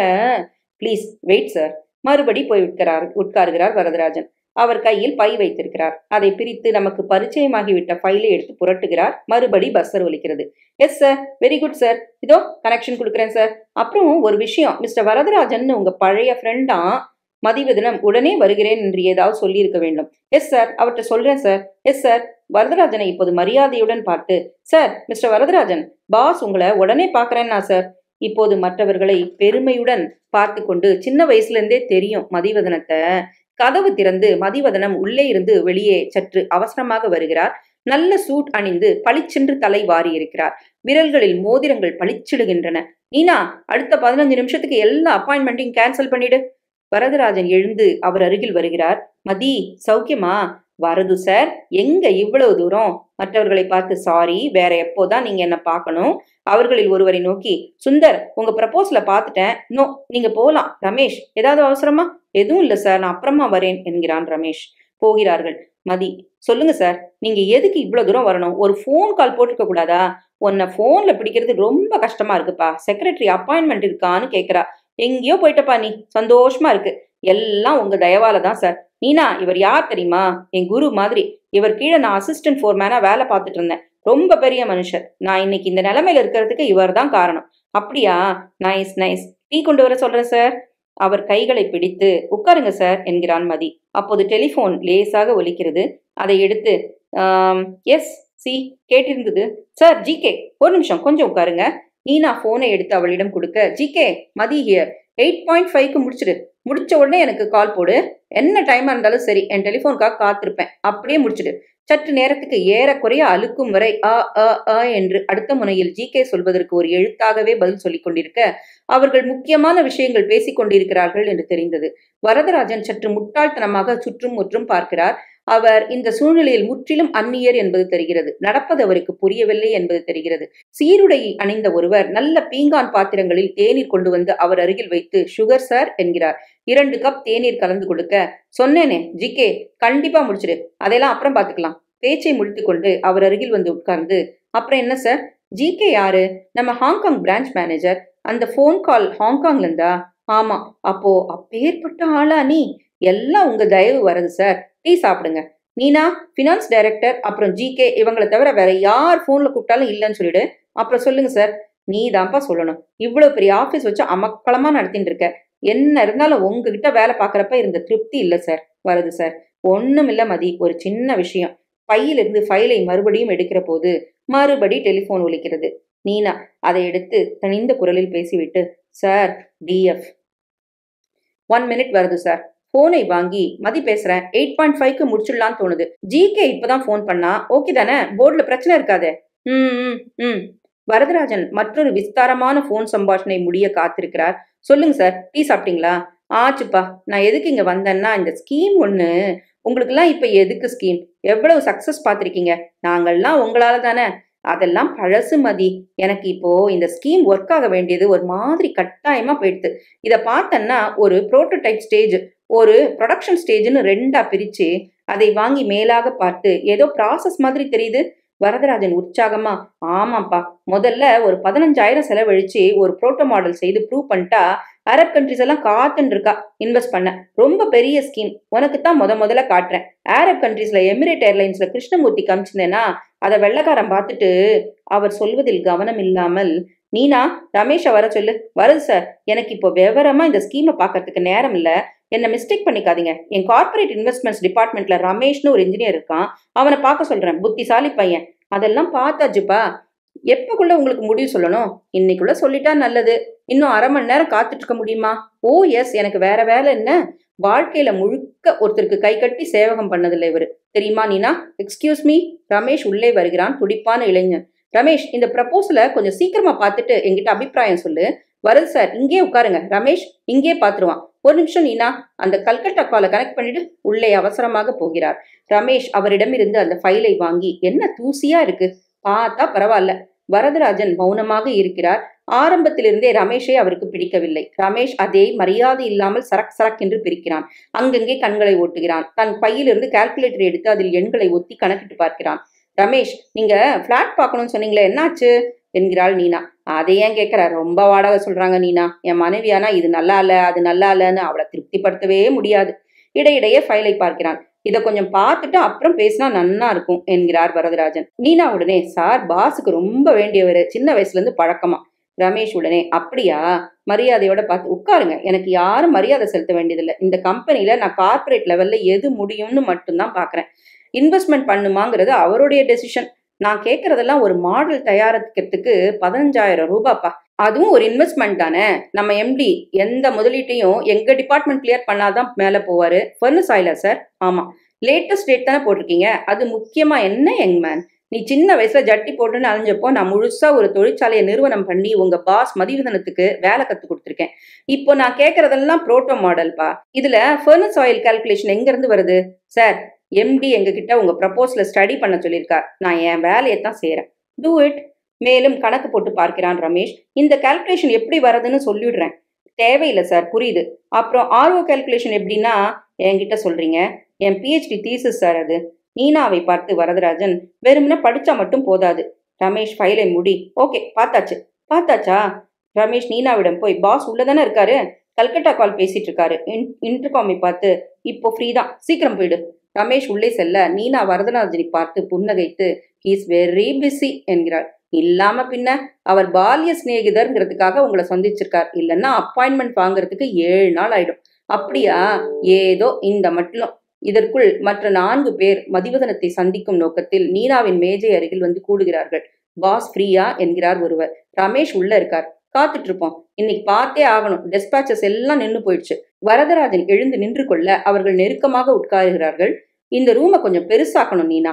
நோ, பாஸுக்கு அதுல இஷ்டம் இல்ல. சட்டென்று மதிவதனம் கையில் ஃபைலுடன் தன் அரைக்கதவை திறந்து உள்ளே நுழைகிறார்.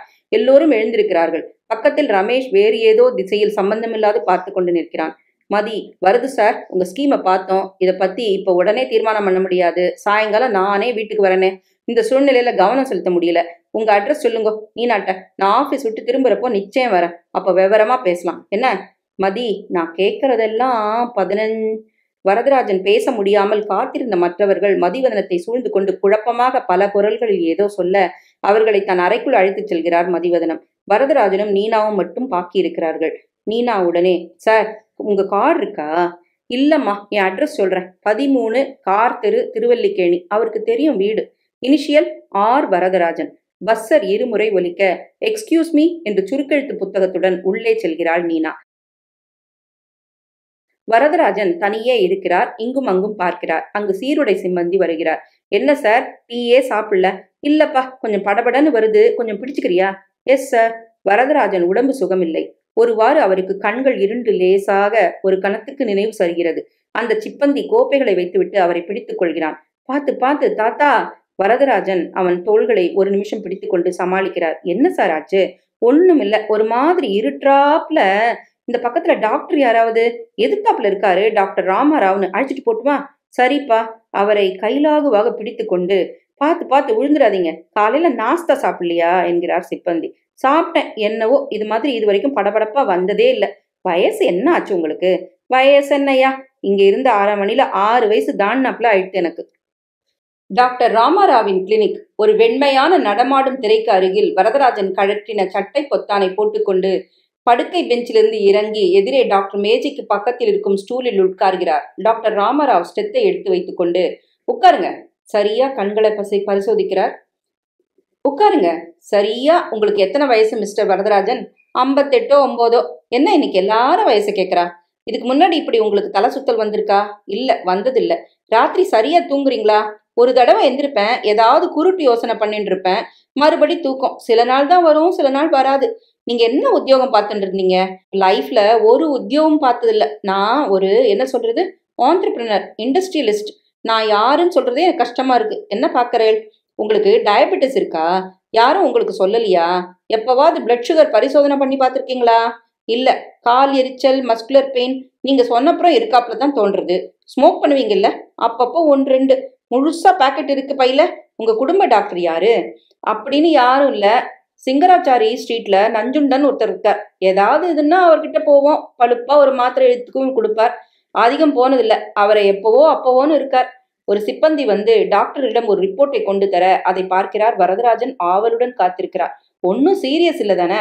ஆமா, சீரியஸ் தான். உங்க பிளட் சுகர் 450க்கு மேல இருக்கு. பிளட் சுகர் ஏறி குதிக்கிறது. மாடிப்படி ஏறினா மூச்சு வாங்குறதா? அது எல்லாருக்கும் வயசான இருக்கும் இல்லையா? 59 எல்லாம் ஒரு வயசா வரதராஜன்? நான் உங்க டாக்டருக்கு ஒரு லெட்டர் எழுதுறேன். அதை உடனே காட்டிடுங்க. உங்களை அட்மிட் பண்ணி உங்க டயபெட்டிஸை முதல்ல கண்ட்ரோல் பண்ணணும். அதுக்கப்புறம் பிபிக்கு மாத்திரை சாப்பிடணும். நீங்க இருக்கிறது திருவல்லிக்கேணியில, அதனால தினம் இங்க வர முடியாது. ஆனா இது ரொம்ப சீரியஸ். உடனே நீங்க வைத்தியம் பார்த்துக்கணும். இல்லைன்னா ஏதாவது தீவிரமா கொண்டு போயிடும். தேங்க்ஸ். இப்ப எல்லாமே கிளியர் ஆயிடுது. அஜீரணம். கடிதத்தை வாங்கி கொண்டு அதை தன் பையில் போட்டுக் கொள்கிறார். இல்ல, இது வேற. உடனே கவனிங்கோ. பையிலிருந்து பணம் எடுத்து, எத்தனை சார்? வெளியில பையன் சொல்லுவான், அவங்ககிட்ட கொடுங்கோ. தேங்க்ஸ். உடனே டாக்டர்கிட்ட போங்கோ. இதுவே நானா இருந்தா உடனே அட்மிட் பண்ணிடுவேன். வரதராஜன் குழப்பமாக, சரி, ஸ்ட்ராங்காவே சொல்லிட்டீங்க. என் டாக்டர் கல்யாணம் ஒண்ணு ஏற்பாடு பண்ண வேண்டியிருக்கு. முதல்ல டாக்டர், அப்புறம் டாக்டர். வரேன். பஸ்ல போகாதீங்க. ஆட்டோ எடுத்துட்டு நேரா வீட்டுக்கு போன காரியமா உங்க டாக்டரை கூட்டுண்டு டாக்டரை பார்க்க போங்க. தாமதமே வேண்டாம். வரதராஜனின் வீடு. ஊஞ்சலில் வரதராஜனின் மனைவி உட்கார்ந்து ஸ்தோத்திரம் படித்துக் கொண்டிருக்கிறார். சீருடை டிரைவர் ஒருவர் வந்து ஒரு கூடை பழங்களை வைக்கிறார். யாருப்பா? அவர் இல்லீங்களா? மதிவதனத்தை பார்க்க போயிருக்கார். நீ யாருப்பா? மதிவதனம் சாரோட டிரைவர்மா. அவரே வந்திருக்காரு. யாரு? மதி சார். சட்டென்று எந்திரிக்க மதிவதனம் சுற்றிலும் பார்த்து கொண்டு உள்ளே நுழைகிறார். வாயா? அவரு அவரு அப்படியே இருக்குது. வீடு மாறவே இல்ல. அவர் ஒன்னத்தாடம் தேடி காத்தாலே போயிட்டாரு. வந்திருந்தாரு அண்ணி. வந்து ஒரு ஸ்கீமை என்கிட்ட கொடுத்தாரு. சுண்ணாம்பு கூட அடிக்கல போல இருக்கே. வருது சார். வரலையா? நான் வரப்போறதா சொல்லலையா? வரலையே இன்னும். மதிவதனன் அருகில் ஒரு நாற்காலியை கொண்டு வந்து போடுகிறாள். எங்க கல்யாணி? இன்னும் ஆபீஸ்ல இருந்து வரல. நீங்க தனியா இருக்கிறதும் ஒரு விதத்துல சௌகரியமா தான் போச்சு. பாருங்கம்மா, காலையில வரது சார் என்னை பார்க்க வந்திருந்தார். அவர் என்னை பார்க்க வந்திருக்கவே வேண்டாம். ஒரு போன் கால் போட்டிருந்தா நானே ஓடி வந்திருக்க மாட்டேனா? அதுல என்னப்பா, இப்ப நீ ரொம்ப பெரிய மனுஷனாயிட்ட. எல்லாரும் பேசிக்கிறத கேட்க சந்தோஷமா இருக்கு. அண்ணி, உங்களையும் வரது சாரையும் பொறுத்த வரைக்கும் நான் இன்னும் பழைய மதிதான். இதே தூண் தான். எத்தனை காஃபி சாப்பிட்டுருக்கேன். உங்க வீட்லயே வளர்ந்தவன் தானே நானு. வரது சார் இல்லைன்னா நான் இந்த நிலைமைக்கு வந்திருக்க முடியுமா? மனைவி சந்தோஷத்தோட, தீர்க்காயசா இருப்பா. பழைய விசுவாசம் மாறாம இருக்கியே, அதுவே பெருசு. இந்த ஸ்கீம அவர் வந்தா கொடுத்துடுறீங்களா? என்ன ஆச்சு? இத பத்தி ஏதாவது பேசினாரா? என்னவோ. இத அவர்கிட்ட சொல்லாதீங்க. இதுல இருக்கிற ஸ்கீம் ஒர்க் பண்ணாது. இப்ப இந்த டெக்னாலஜி ப்ராசஸ் எல்லாமே மாறி போச்சுது. அவர் இன்னமும் 1950லே இருக்காரு. அதனால இந்த மாதிரி ஸ்கீமை என் போர்டு ஒப்புத்துக்காது.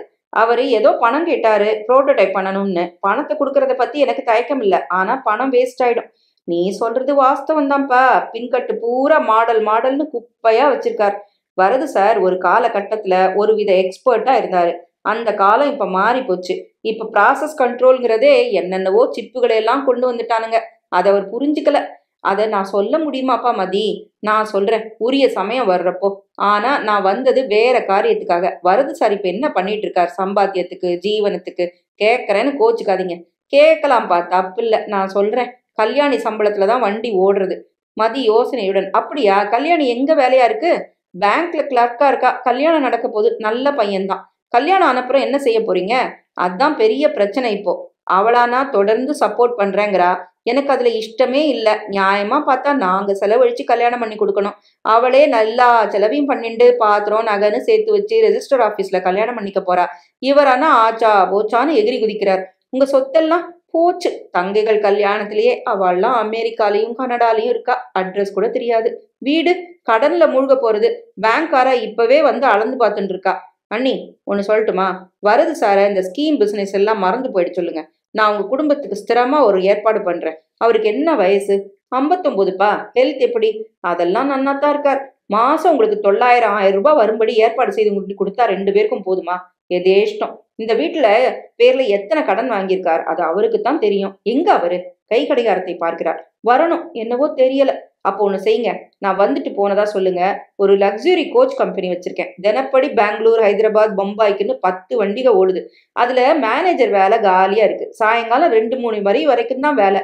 சம்பளமா போட்டு கொடுத்துடுறேன். 900ல ஆரம்பிக்கலாம். அப்புறம் இந்த வீட்டுல பேர்ல இருக்க கடனை அடைச்சிடுறேன். அவர்கிட்ட சொல்லிடுங்க, புரோட்டோடைப் அது இதுன்னு காலத்தை விரயம் பண்ணிட்டு இருக்க வேண்டாம்னு சொல்லிடுங்க.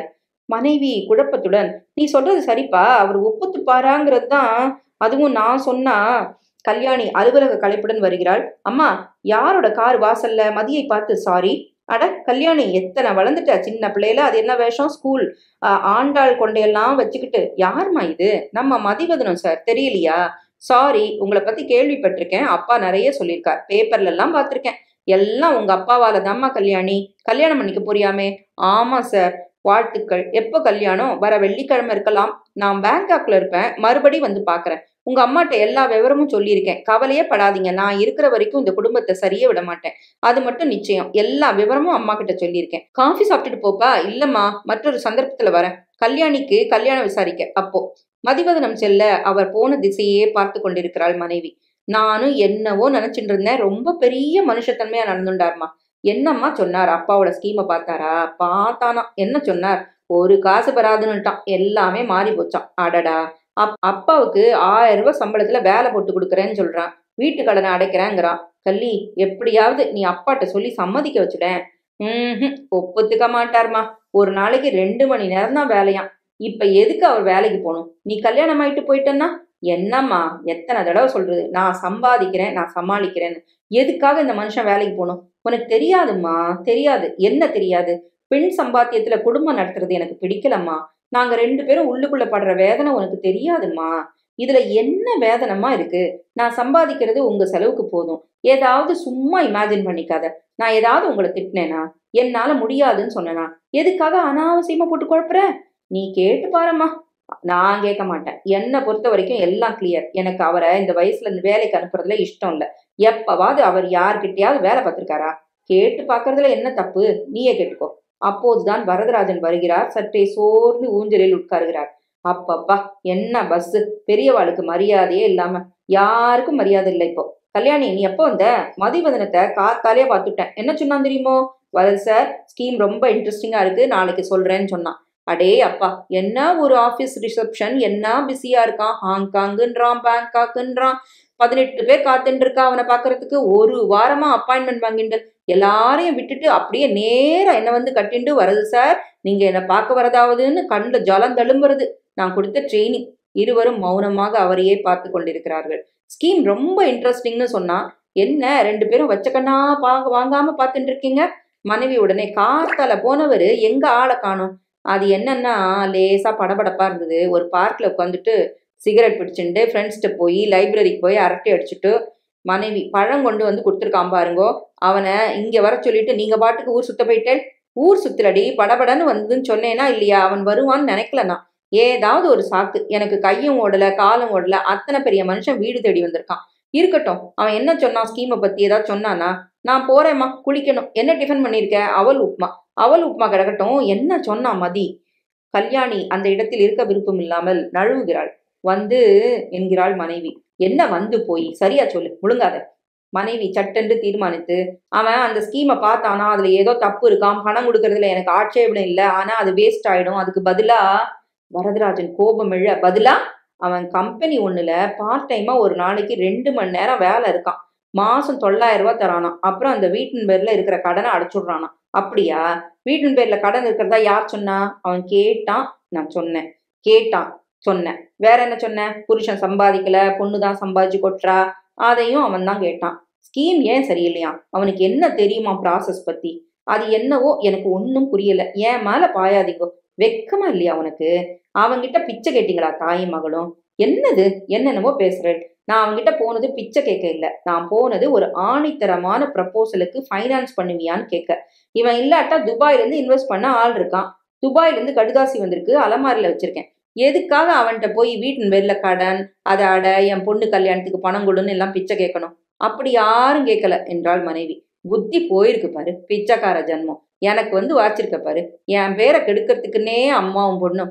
அவளை ஏன் சொல்றீங்க? என்ன வேணா சொல்லுங்க, பாழா போன ஜென்மம். அவ என்ன பண்ணா? கல்யாணத்துக்கு அவசரம் பாரு, அப்பங்கிட்ட ஒத்த காசு இல்லைன்னு எல்லாருக்கும் காட்டுறதுக்கு ரெஜிஸ்டர் மேரேஜ் வேற இவளுக்கு. ஜாதி விட்டு ஜாதி, என்னால சம்பாதிக்க முடியலன்ற ஒரே காரணத்தை வச்சுட்டு 2 பேரும் இந்த ஆட்டம் ஆடுறேன். அர்த்தம் இல்லாம பேசாதீங்க. நானும் பொறுத்து பொறுத்து பார்த்தாச்சு. அவன்லாம் பணிவா அன்பா பழைய விசுவாசம் மாறாமத்தான் சொன்னான். கேட்டு பாருங்கன்னு ஒரு வேண்டுகோள் மாதிரி தான் சொன்னான். என்ன சொன்னான்? அதான் மாசம் 9,000 சம்பளம் கொடுக்குறேன்னு, ஒரு வேலை போட்டு தரேன்னு. அதுக்கு நீ ஒப்புந்துண்டியா?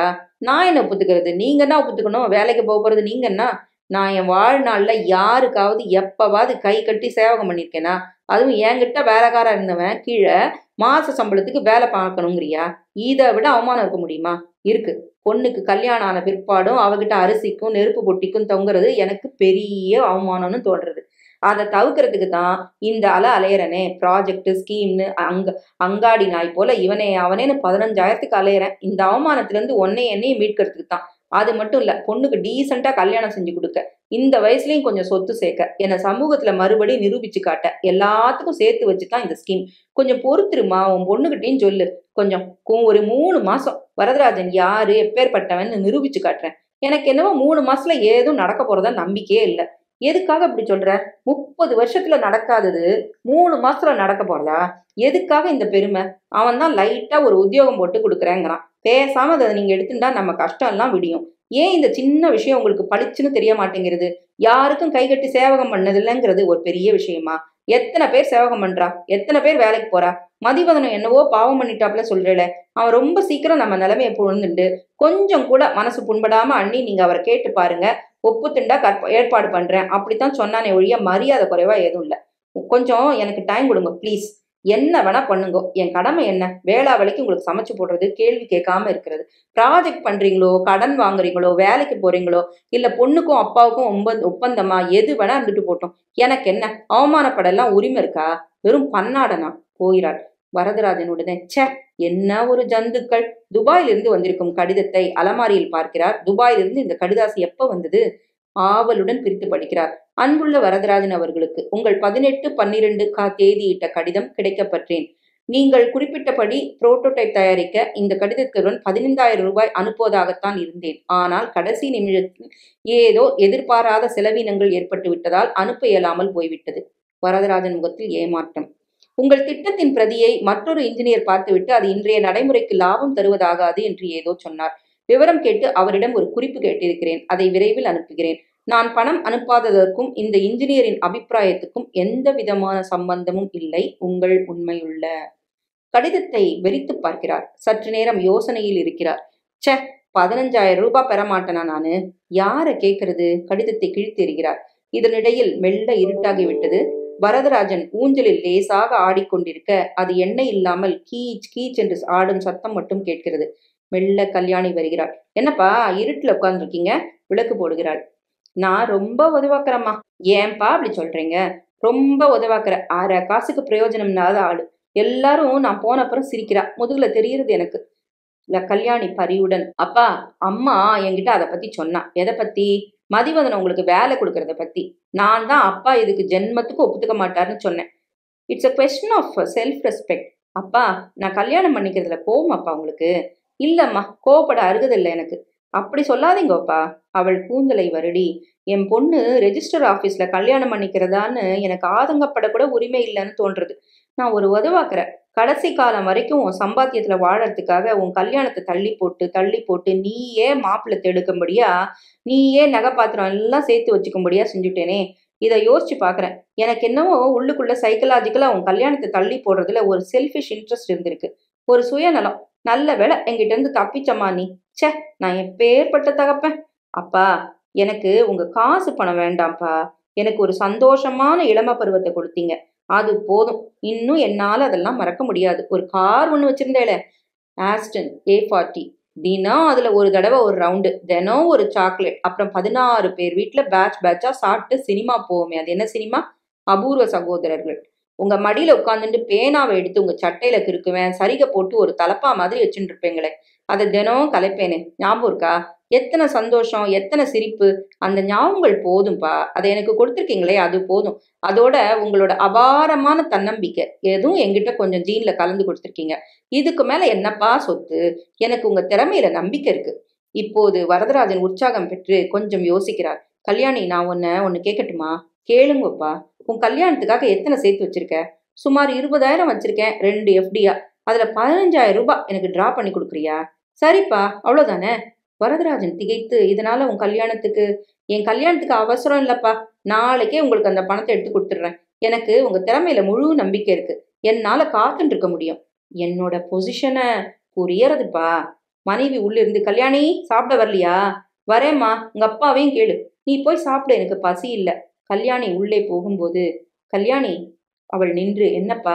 தேங்க்ஸ். கண்ணீரை துடைத்துக் கொள்கிறார். வரதராஜன் தனியாக இருக்கிறார். அவர் மனதில் குழப்பமான பிம்பங்கள் நடனமாடுகின்றன. பலருடைய உரையாடல்கள் அவருக்கு கேட்கின்றன. சகோதரி, அண்ணா, இந்த வைர நெக்லஸ் ரொம்ப நன்னா இருக்கு, என் ஓர்படி கூட. மனைவி, யார் யாருக்கு காஃபி? மதிவதனம், நீ காஃபி சாப்பிட்டாச்சா? மதிவதனம், எனக்கு என்ன அண்ணி அவசரம்? வரது சார் சாப்பிட்டப்புறம் தான். கடையில போய் ஏதாவது வாங்கின்னு வரணுமா? மனைவி, ராஜத்துக்கு ஒரு செட்டு நகை பண்ணி லால் கடையில கொடுத்துருக்கு, அது எப்படி ரெடி ஆகும்னு கேட்டுட்டு வந்துடுறியா? எலெக்ஷன்ல நிக்கலாம் வரதராஜன் சார் என்கிறார் ஒருவர். இன்னொருவர், என்ன 1,00,000 செலவுக்கு முடியாதா உங்களால? வரதராஜன், பணத்துக்கு இல்லப்பா, என் இன்ட்ரெஸ்ட் எல்லாம் வேற. இந்த நாட்டை உன்னதமான லட்சியமான ஒரு இண்டஸ்ட்ரியலைஸ்டு நேஷன் அமெரிக்காவுக்கு சமமான பண்ணிடணும். பணம் வரும் போகும். யார் யார் சினிமாவுக்கு வரா? பல குரல்கள். நான். வரதராஜன், சினிமாவுக்கு வரவாள்லாம் முதல்ல உட்காந்து சாப்பிடுங்க. மதிவதனம், நீ போய் ஒரு வருஷம் முழுக்க ரிசர்வ் பண்ணிடு. அபூர்வ சகோதரர்கள். இந்த குட்டி கல்யாணிக்கு என்னவெல்லாம் செய்ய போறேன் தெரியுமோ? மனைவி, செல்லம் கொடுத்து குட்டி சவரா வச்சிருக்கேள், தலை மேல ஏறுன்னு நிக்கிறா பாருங்க. போனா போறது. இது என் ஒரே செல்ல கண்ணு இல்லையா? ஐல் மேக் ஹர் அன் இன்ஜினியர். இல்ல, டாக்டர் அண்ணா. இப்பதான் அமெரிக்கால போய் படிக்க முடியும். இந்தியால தான் இருக்கணும் கல்யாணி. நீ என்ன பண்ண போற சொல்லு? ஒரு சிறு பெண்ணின் குரல். அப்பா மாதிரி இருக்க போற, தலப்பா போட்டுண்டு. அந்த சிறுமியின் சிரிப்பு அவர் மனமெங்கும் எதிரொலிக்கிறது. அப்பா மாதிரி, அப்பா மாதிரி.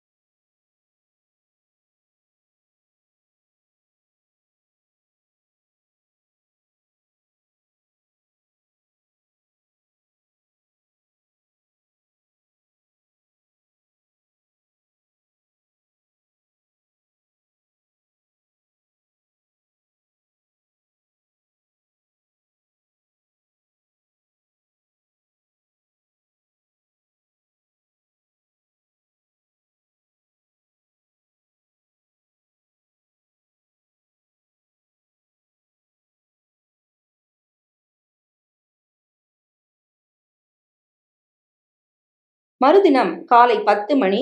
கிரிதர் கையில் 3 புத்தகங்களுடன் உள்ளே நுழைந்து காத்திருக்க கல்யாணி அலுவலகத்துக்கு கிளம்பும் முடையில் உள்ளே இருந்து வருகிறாள். இப்பதான் வந்தியா கிரி? நான் ஒன்னும் பெரிய தலைப்பு செய்தி இல்ல. போன் ஒர்க் பண்றதா? ஒர்க் பண்றது இதில் தான் உன்னை கூப்பிட்டு அமிச்சேன். என்ன கல்யாணம் தள்ளி போடுறதா என்னவோ சொன்னியே, என்ன விளையாடுறியா? ஆமா கிரி, நம்ம கல்யாணத்தை ஒத்தி போட்டுதான் ஆனும். எத்தனை நாள்? அடுத்த வாரம் வச்சுக்கலாமா? எத்தனை நாள் இல்ல, எத்தனை மாசம் அல்லது ஒரு வருஷம் கூட. Come on, don't give me the shock. எங்க அம்மா நேத்திக்கு ஒரு மாதிரி ஹோசுமின் மாதிரி உட்கார்ந்துட்டு இருக்கா. வாஸ்தவம் தான், அதனால அவளுக்கு இஷ்டம் இல்லைன்னு அர்த்தம் இல்ல. உனக்கு கல்யாண பரிசா ஒரு சங்கிலி பண்ண கொடுத்துருக்கா. உங்க அம்மா காரணம் இல்ல, பின்ன எங்க அப்பா. இந்த கல்யாணத்தை தகுந்த முறையில அவர் காசை செலவழிச்சு நடத்த விருப்பப்படுறார். கமான், அதெல்லாம் டிஸ்கஸ் பண்ணியாச்சு கல்யாணி. இல்ல கிரி, பிரச்சனை நாம எங்க அப்பா அம்மாவை சப்போர்ட் பண்றது இல்ல. அவளுக்கு ஒரு விதமான, அதை எப்படி சொல்றது, தன்மான பிரச்சனை. உனக்கு தெரியுமா கிரி, ஒரு நாளைக்கு 2 மணி நேரம் வேலை, 1000 ரூபாய் சம்பளம் தரேன்னு ஒருத்தர் ஆஃபர் பண்ணியிருக்கார். அந்த வேலையை எங்க அப்பா வேண்டான்னு சொல்லிட்டார். சொல்றேன்னு தப்பா நினைக்காத, இந்த கிழவருக்கு என்னமோ ஆயிடுத்து என்கிறான் கிரி. எங்க அப்பாவை உங்களுக்கு எல்லாம் புரியாது கிரி. மனைவி உள்ளே வந்து, நீ இன்னும் போலியா? வாப்பா கிரி, எப்ப வந்த? 5 நிமிஷம் ஆச்சு. அதுக்குள்ள உங்க பொண்ணு பெரிய ஷாக் கொடுத்துட்டா மாமி. ஷாக்கா? கல்யாணத்தை தள்ளி வைக்க போறாளாம். என்கிட்ட சொல்லவே இல்லையே. ராத்திரி தாமா தீர்மானிச்சேன். என்ன? அப்பா அந்த புரோட்டோடைப்பை பண்ணி பார்க்கட்டும், அதுக்கப்புறம் பணம் பணம் நான் கொடுக்க போறேன். கல்யாணத்துக்கு சேர்த்து வச்சிருந்தது. நீ தப்பு பண்றேன்னு நினைக்கிறேன் கல்யாணி என்கிறான் கிரி. கல்யாணி அழுத்தமாக, நான் எந்த தப்பும் பண்ணல கிரி. உன்னால வெயிட் பண்ண முடியலன்னா சொல்லிடு, இப்பவே சொல்லிடு. இருப்பா இரு, இது என்னவோ அப்பாவுக்கும் பொண்ணுக்கும் புதுசா இருக்கு, அவரே கேட்டுடலாம். வரதராஜன் உள்ளறையிலிருந்து வருகிறார். என்னது? அட கிரி, எப்பப்பா வந்த? கல்யாணி சொல்றது நிஜமா என மனைவி கேட்க, அது கல்யாணி என்ன சொல்றாங்கிறத பொறுத்து இருக்கு. கல்யாணத்தை ஒத்தி போட்டுட்டு தன்னிடம் இருக்க பணத்தை உங்ககிட்ட கொடுத்து நீங்க அது என்ன மாடல் பண்றதா சொன்னா, அது நிஜமானு கேக்குறேன். ஆமா நிஜம்தான். ஏன் சின்ன குழந்தை போல பிடிவாதம் பிடிக்கிறேள்? வேலைக்கு போனாதான் என்ன குறைஞ்சு போயிடுவேளா? தாங்க முடியாமல் உழைந்து போய் வார்த்தைகளை கொட்டுகிறாள். எதுக்காக அவ வாழ்க்கையை பாழ் பண்றேள்? அவ நமக்காக ஓடா உழைச்சு சம்பாதிச்சு சாப்பாடு போட்டது பத்தாதா? அவளுக்கு பாரமா நாம எத்தனை நாளைக்கு இருக்கிறது? பகவானா பார்த்து நமக்கு ஒரு விடிவு காலம் வழி சொல்லியிருக்கான். அதை ஏத்துக்காம புரோட்டோடைப்பு பின்கட்டு முடுக்க அழுக்கிருக்கேளே, போறாதா? வரதராஜன் சாந்தமாக, ஆச்சா, எல்லா வார்த்தையும் கொட்டியாச்சா? மனைவி லேசாக அழுகிறாள். நான் போயிட்டு அப்புறம் என்று நழுவுகிறான் கிரி. கிரி இருப்பா, இதை கேட்டுட்டு போ. கல்யாணி நீயும் கேளு. உங்க அம்மாவையும் அப்புறம் விசும்பலான்னு சொல்லிட்டு இதை கவனமா கேட்க சொல்லு. ராத்திரியே தீர்மானிச்சிட்டேன். மதிவதனம் சொன்ன வேலையை ஒப்புத்துக்கிறதா நான் தீர்மானிச்சிட்டேன். அப்பா, குறுக்கே பேசாத கல்யாணி. நான் உங்ககிட்ட பணம் கேட்டேனே ஒழிய அதை வாங்கிப்பேன்னு நினைச்சியாம்மா? இல்ல, உன்கிட்ட கேட்டது நீ என் மேல எவ்வளவு தூரம் நம்பிக்கை வச்சிருக்கேன்னு ஆழம் பார்க்கத்தாம்மா. நீ பளிச்சுன்னு உடனே எடுத்துக்கோங்கப்பா, நாளைக்கே டிராப் பண்ணி கொடுக்குறேன்னு சொன்ன பாரு, அப்பவே நிரூபிச்சுட்ட. You are my daughter. அந்த நம்பிக்கை போதும்மா எனக்கு. நான் வேற யாருக்கும் நிரூபிக்க வேண்டியதில்லை. என் மேல நம்பிக்கை வச்சுக்க ஒரே ஒரு ஜீவன் நீ இருந்தா போதும் எனக்கு. நீ சந்தோஷமா இருக்க போற, அதுல நான் குறுக்கிட விரும்பல. எந்த காரணத்தை முன்னிட்டும் கல்யாணத்தை தள்ளி போடாதீங்கோ. பேசிக்கொண்டே டெலிபோனுக்கு அருகில் சென்று, ஹலோ, நான் மிஸ்டர் மதிவதனன் கிட்ட பேசணும், வரதராஜன் சொல்லுங்கோ. அவருக்கு குட் மார்னிங். குட் மார்னிங் மதி, நான் வரதராஜன் பேசுறேன்ப்பா. நேத்திக்கு நீ வந்தப்போ, சாரி நான் வீட்டுல இல்ல, என் மனைவி எல்லா விஷயத்தையும் சொன்னா. ரொம்ப தேங்க்ஸ்ப்பா. இல்ல, பழைய விசுவாசம்னாலும் ஞாபகம் வச்சுக்கணுமே. இப்போ என் தங்கைய பாரு, எங்க இருக்கான்னு அட்ரஸ் கூட கிடையாது. வேலையா? வேலையை ஏத்துக்கிறேன்ப்பா, எங்க வரணும்னு சொல்லு. சம்பளம் எதுவா இருந்தாலும் பரவாயில்ல. எங்க 2 பேருக்கும் எவ்வளவு செலவா போறது? கொஞ்சம் இரு, எழுதிக்கிறேன். Mathi video coach service. Phone number சொல்றியா? அப்புறம் வீட்டின் பேர்ல 70,000 ரூபாய் வரைக்கும் வாங்கியிருக்கேன் மதுரா பேங்க்ல. வேற கடன்னா? கடன்லாம் இல்ல. இன்சூரன்ஸ் பிரீமியம் கட்டாம நிக்கிறது. அது நம்பர் கொண்டு வர சொல்றேன். மதி, இதுக்கெல்லாம் உன்னை எப்படி தேங்க் பண்றதுன்னே அவர் வார்த்தைகள் தடுமாற கண்ணீரை அடக்கி கொண்டு, வச்சுட்டுமா, காட் பிளஸ் யூ. கல்யாணி, கிரி மனைவி மூவரும் மௌனமாக நிற்கிறார்கள். கல்யாணி அவர் அருகே போய், அப்பா, நிஜமாவே நீங்க விரும்பித்தான் இந்த போன் கால் பண்ணலா? விருப்பம் வேற, கடமை வேற. அப்பா, நான் தான் ஸ்டாப் இட். இத பத்தி நிறையவே பேசியாச்சு. எனக்கு இப்பதான் தெளிவு, ஞானோதயம் எல்லாமே வந்திருக்கு. கிரி பயப்படாத. மோதிரம் வாங்கியாச்சா? இல்ல அது கூட வெட்டி செலவுன்னு? இல்ல சார், நான் என் சம்பளத்துல இவளுக்கு ஒரு மோதிரம், இவ தான் சம்பளத்துல எனக்கு ஒரு மோதிரம் பண்றதா ஒரு ஒப்பந்தம்.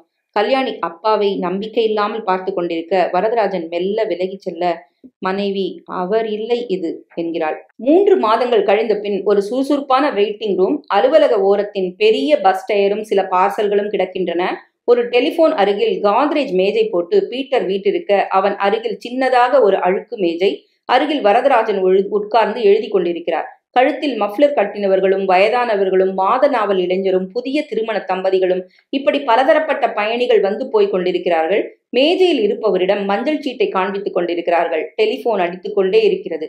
பயணிகளுள் ஒருவர், அர்ஜென்ட்டா பெங்களூர் போனுங்க, எல்லாம் ஃபுல்லுங்க என்கிறான் பீட்டர்.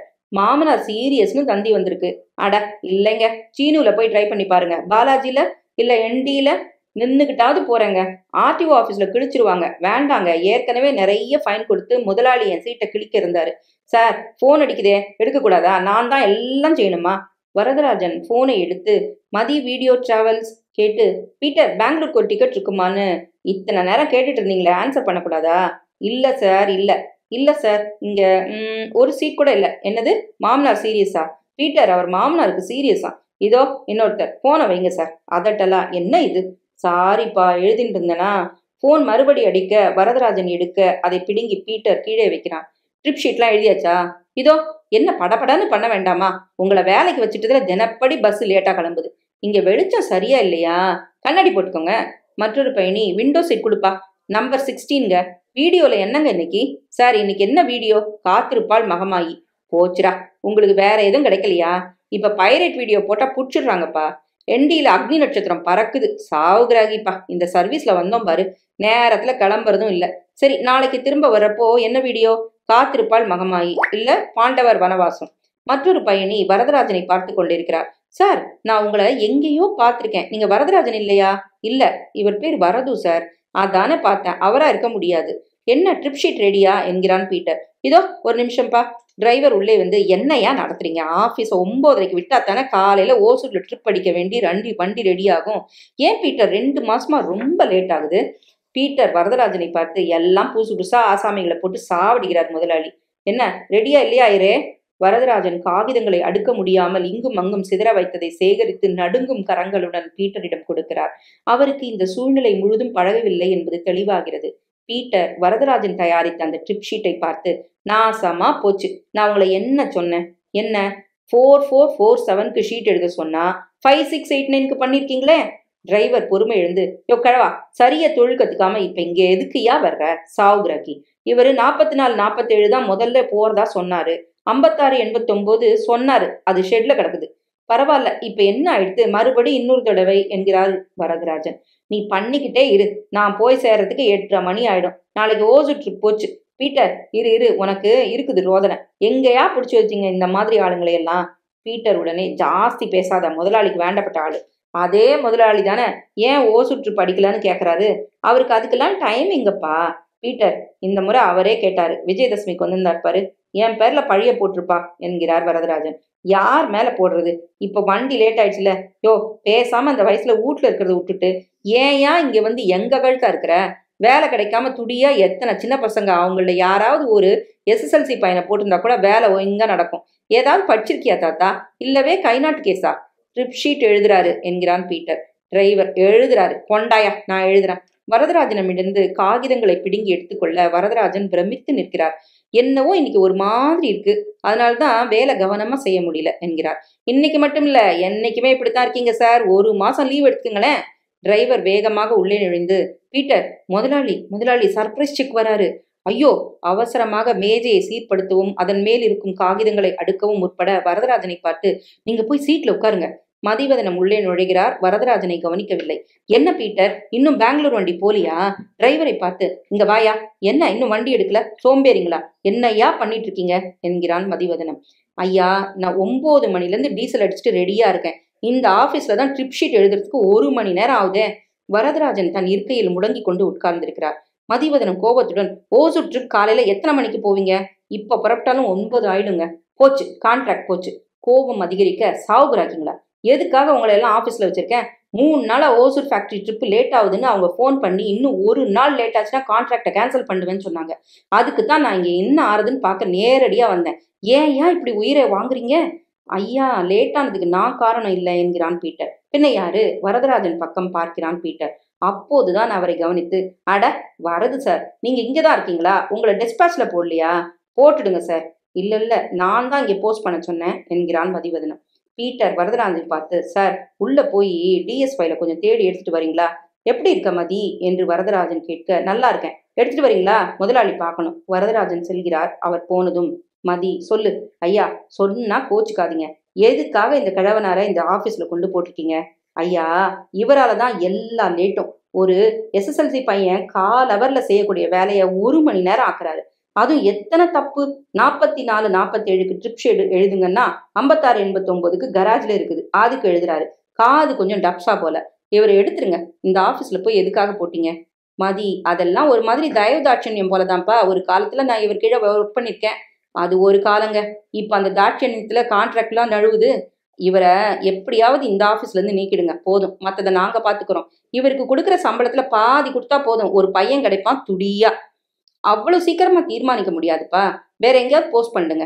வேற எங்கேயும் போஸ்ட் பண்ணா இன்னும் நஷ்டம் அதிகமாயிடும். இங்கதான் உபத்திரம் இல்லைன்னு நினைச்சேன். ஒண்ணு செய்யுங்க, லாங் லீவ்ல போக சொல்லுங்க. வந்து வரதராஜன் உடனே வந்து, இந்த ஃபைலா சொன்ன பழசாட்டம் இருக்கு. வருது சார், எப்படி இருக்கீங்க என்றான் மதிவதனம். எல்லாம் உன் தயவுலப்பா. 44 47 56 89 ஒரே குழப்பமா இருக்கு. வருது சார், கொஞ்சம் உங்ககிட்ட தனியா பேசணும். பேசலாமே. பீட்டர், நீ போ, வேலையை பாரு, வண்டி அனுப்பு. அவர்கள் போக இருவரும் தனியாக இருக்கிறார்கள். மதி, உடம்பு சரியில்லையா உங்களுக்கு? இல்லப்பா, பழகல. அதிகம் தப்பு விழறாப்புல இருக்கு. சாரி, பழகி போயிடும்னு நினைக்கிறேன். இல்ல சார், நான் செஞ்ச தப்பு. இந்த மாதிரி வேலையை உங்களுக்கு கொடுத்துருக்க கூடாது. உங்க ஸ்ட்ராங் பாயிண்ட் என்ன? ப்ராசஸ் முதலான விஷயங்கள், கன்சல்டன்சி மாதிரி. ரமேஷ் இருக்கான் பாருங்க, அந்த மாதிரி வேலை. புது ப்ராஜெக்ட்டுங்க வரப்போ உங்களை அந்த யோசனை கேட்கலாம். அதை விட்டுட்டு உங்களை இந்த மாதிரி நைட் பஸ் ஆஃபீஸ்ல போட்டது ஏன் தப்பு தான். இல்லப்பா, பரவாயில்ல, கொஞ்ச நாள்ல பழகிடும். வேண்டாம், அதெல்லாம் பழகிக்க வேண்டாம். வரதராஜன் சற்று அச்சத்துடன், அப்போ என்னை வேலையை விட்டு தள்ள போறையா?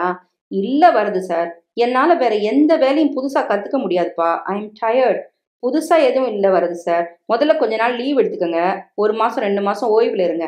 அதுக்கப்புறம் உங்களை கன்சல்டன்ட்டா அப்பாயிண்ட் பண்ண சொல்றேன். வீட்லயே இருங்க. தேவைப்படுறப்போ கார் அனுப்புறோம். இல்ல வீட்லயே ஃபைல் கொண்டாந்து கொடுக்க சொல்றேன். நீங்க உங்க அபிப்பிராயத்தை எழுதிட்டா போதும். வேலையும் லைட்டா இருக்கும். சம்பளம் உண்டா? தாராளமா, சம்பளத்தை குறைக்க மாட்டேன். அப்படின்னா நாள்ல இருந்து நான் இந்த ஆபீஸ்க்கு வர வேண்டாமா? ஆமா. லீவ்ல இருக்கணும். ஆமா. அதுக்கப்புறம் என்ன கன்சல்டன்ட்டா நியமிக்க போற. அப்படித்தான். சம்பளம் பாட்டுக்கு வந்துட்டு இருக்கும். ஆமா. எதுக்காகப்பா இப்படி என்ன அவமானப்படுத்துற? அவமானமா? கிழவா, உன்னால ஒரு பிரயோஜனம் இல்ல. விட்டு போன்னு துரத்தாம எதுக்காக இப்படி மறைமுகமா பிச்சை போடுற? சேச்சே, என்ன இவ்வளவு சென்டிமெண்ட்லா இருக்கீங்க வரது சார்? யாரும் யாருக்கும் பிச்சை போடல. உங்ககிட்ட வேலை வாங்கிட்டு தான் சம்பளம் தரேன், சும்மா இல்ல. வேலைங்கிறது உபத்திரவம் இல்லாம சும்மா இருக்கிறது, அப்படித்தானே? அப்படி யார் சொன்னாங்க? 2 மாசம் லீவுன்னு கட்டாயமா அனுப்புறியே. சரி, அது உங்களுக்கு பிடிக்கலன்னா நாளைக்கே கன்சல்டன்சியை துவங்கிடலாம். அதாவது வீட்லயே. மதி சற்று தயக்கத்துடன், ஆமா. வரதராஜன் வெற்று சிரிப்புடன், உனக்கு எப்படி தேங்க்ஸ் சொல்றதுனே தெரியல. எதுக்காகவோ எனக்கு வெட்டியா சம்பளம் கொடுக்கணுங்கிற. இல்ல சார், நீங்க வேணா பாருங்க உங்க திறமையை எப்படி உபயோகிக்கிறோம்னு. திறமை? பீட்டர் உள்ளே வந்து, ஒரு வழியா பெங்களூர் வண்டி அனுப்பிச்சிட்டேங்க. அப்புறம் நான் சொன்னது. பீட்டர், நாளையிலேருந்து நான் வரப்போறது இல்லை என்கிறார் பரதன். பீட்டர் சந்தோஷத்தை மறைக்க இல்லாமல், அப்படியா? மதியை பார்க்கிறான். ஆமாப்பா, சார வேற ஆபீஸ்ல போட போறோம். பீட்டர், அதாங்க நல்லது. இந்த ஆபீஸ் அவருக்கு சரிப்படல. எந்த ஆபீஸுமே சரிப்படாதுப்பா. அதனாலதான் வீட்லயே. மதி குறுக்கிட்ட, அப்புறம் பேசிக்கலாம் வருது சார். வரேன்பா பீட்டர், இருங்க வண்டியில கொண்டு விட சொல்கிறேன் என்றான் மதி. இல்லப்பா, வேண்டாம். போகிறார். போகும்போது மிகுந்த அயர்வுடன் நடக்கிறார்.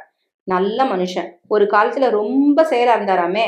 ஆமா, ஒரு காலத்துல வால் ரேடியோ மாதிரி. இப்போ இவரை வச்சுக்கிட்டு என்ன செய்யறதுனே தெரியல என்கிறான் மதிவதனம்.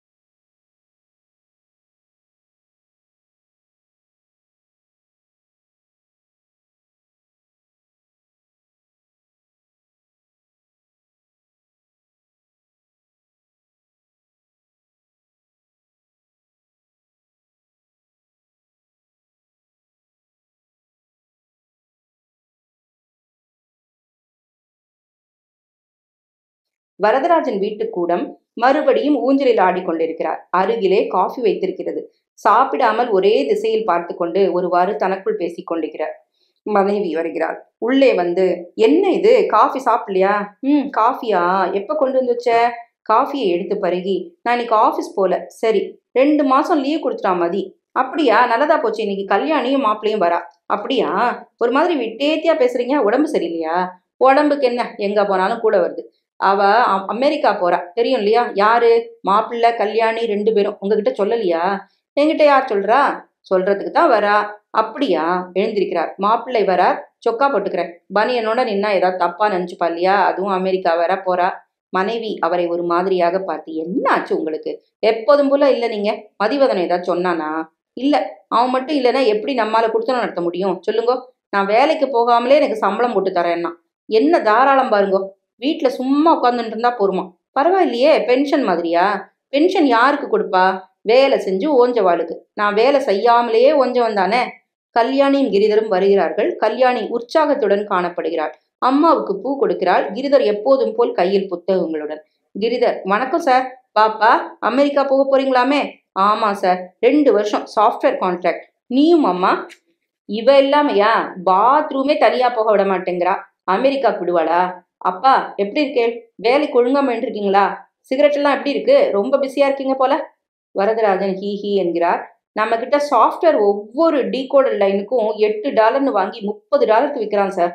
அப்பா, கிரி ஃபர்ஸ்ட் நேஷன்ல எனக்குன்னு வேலை கிடைக்குங்கிறார்.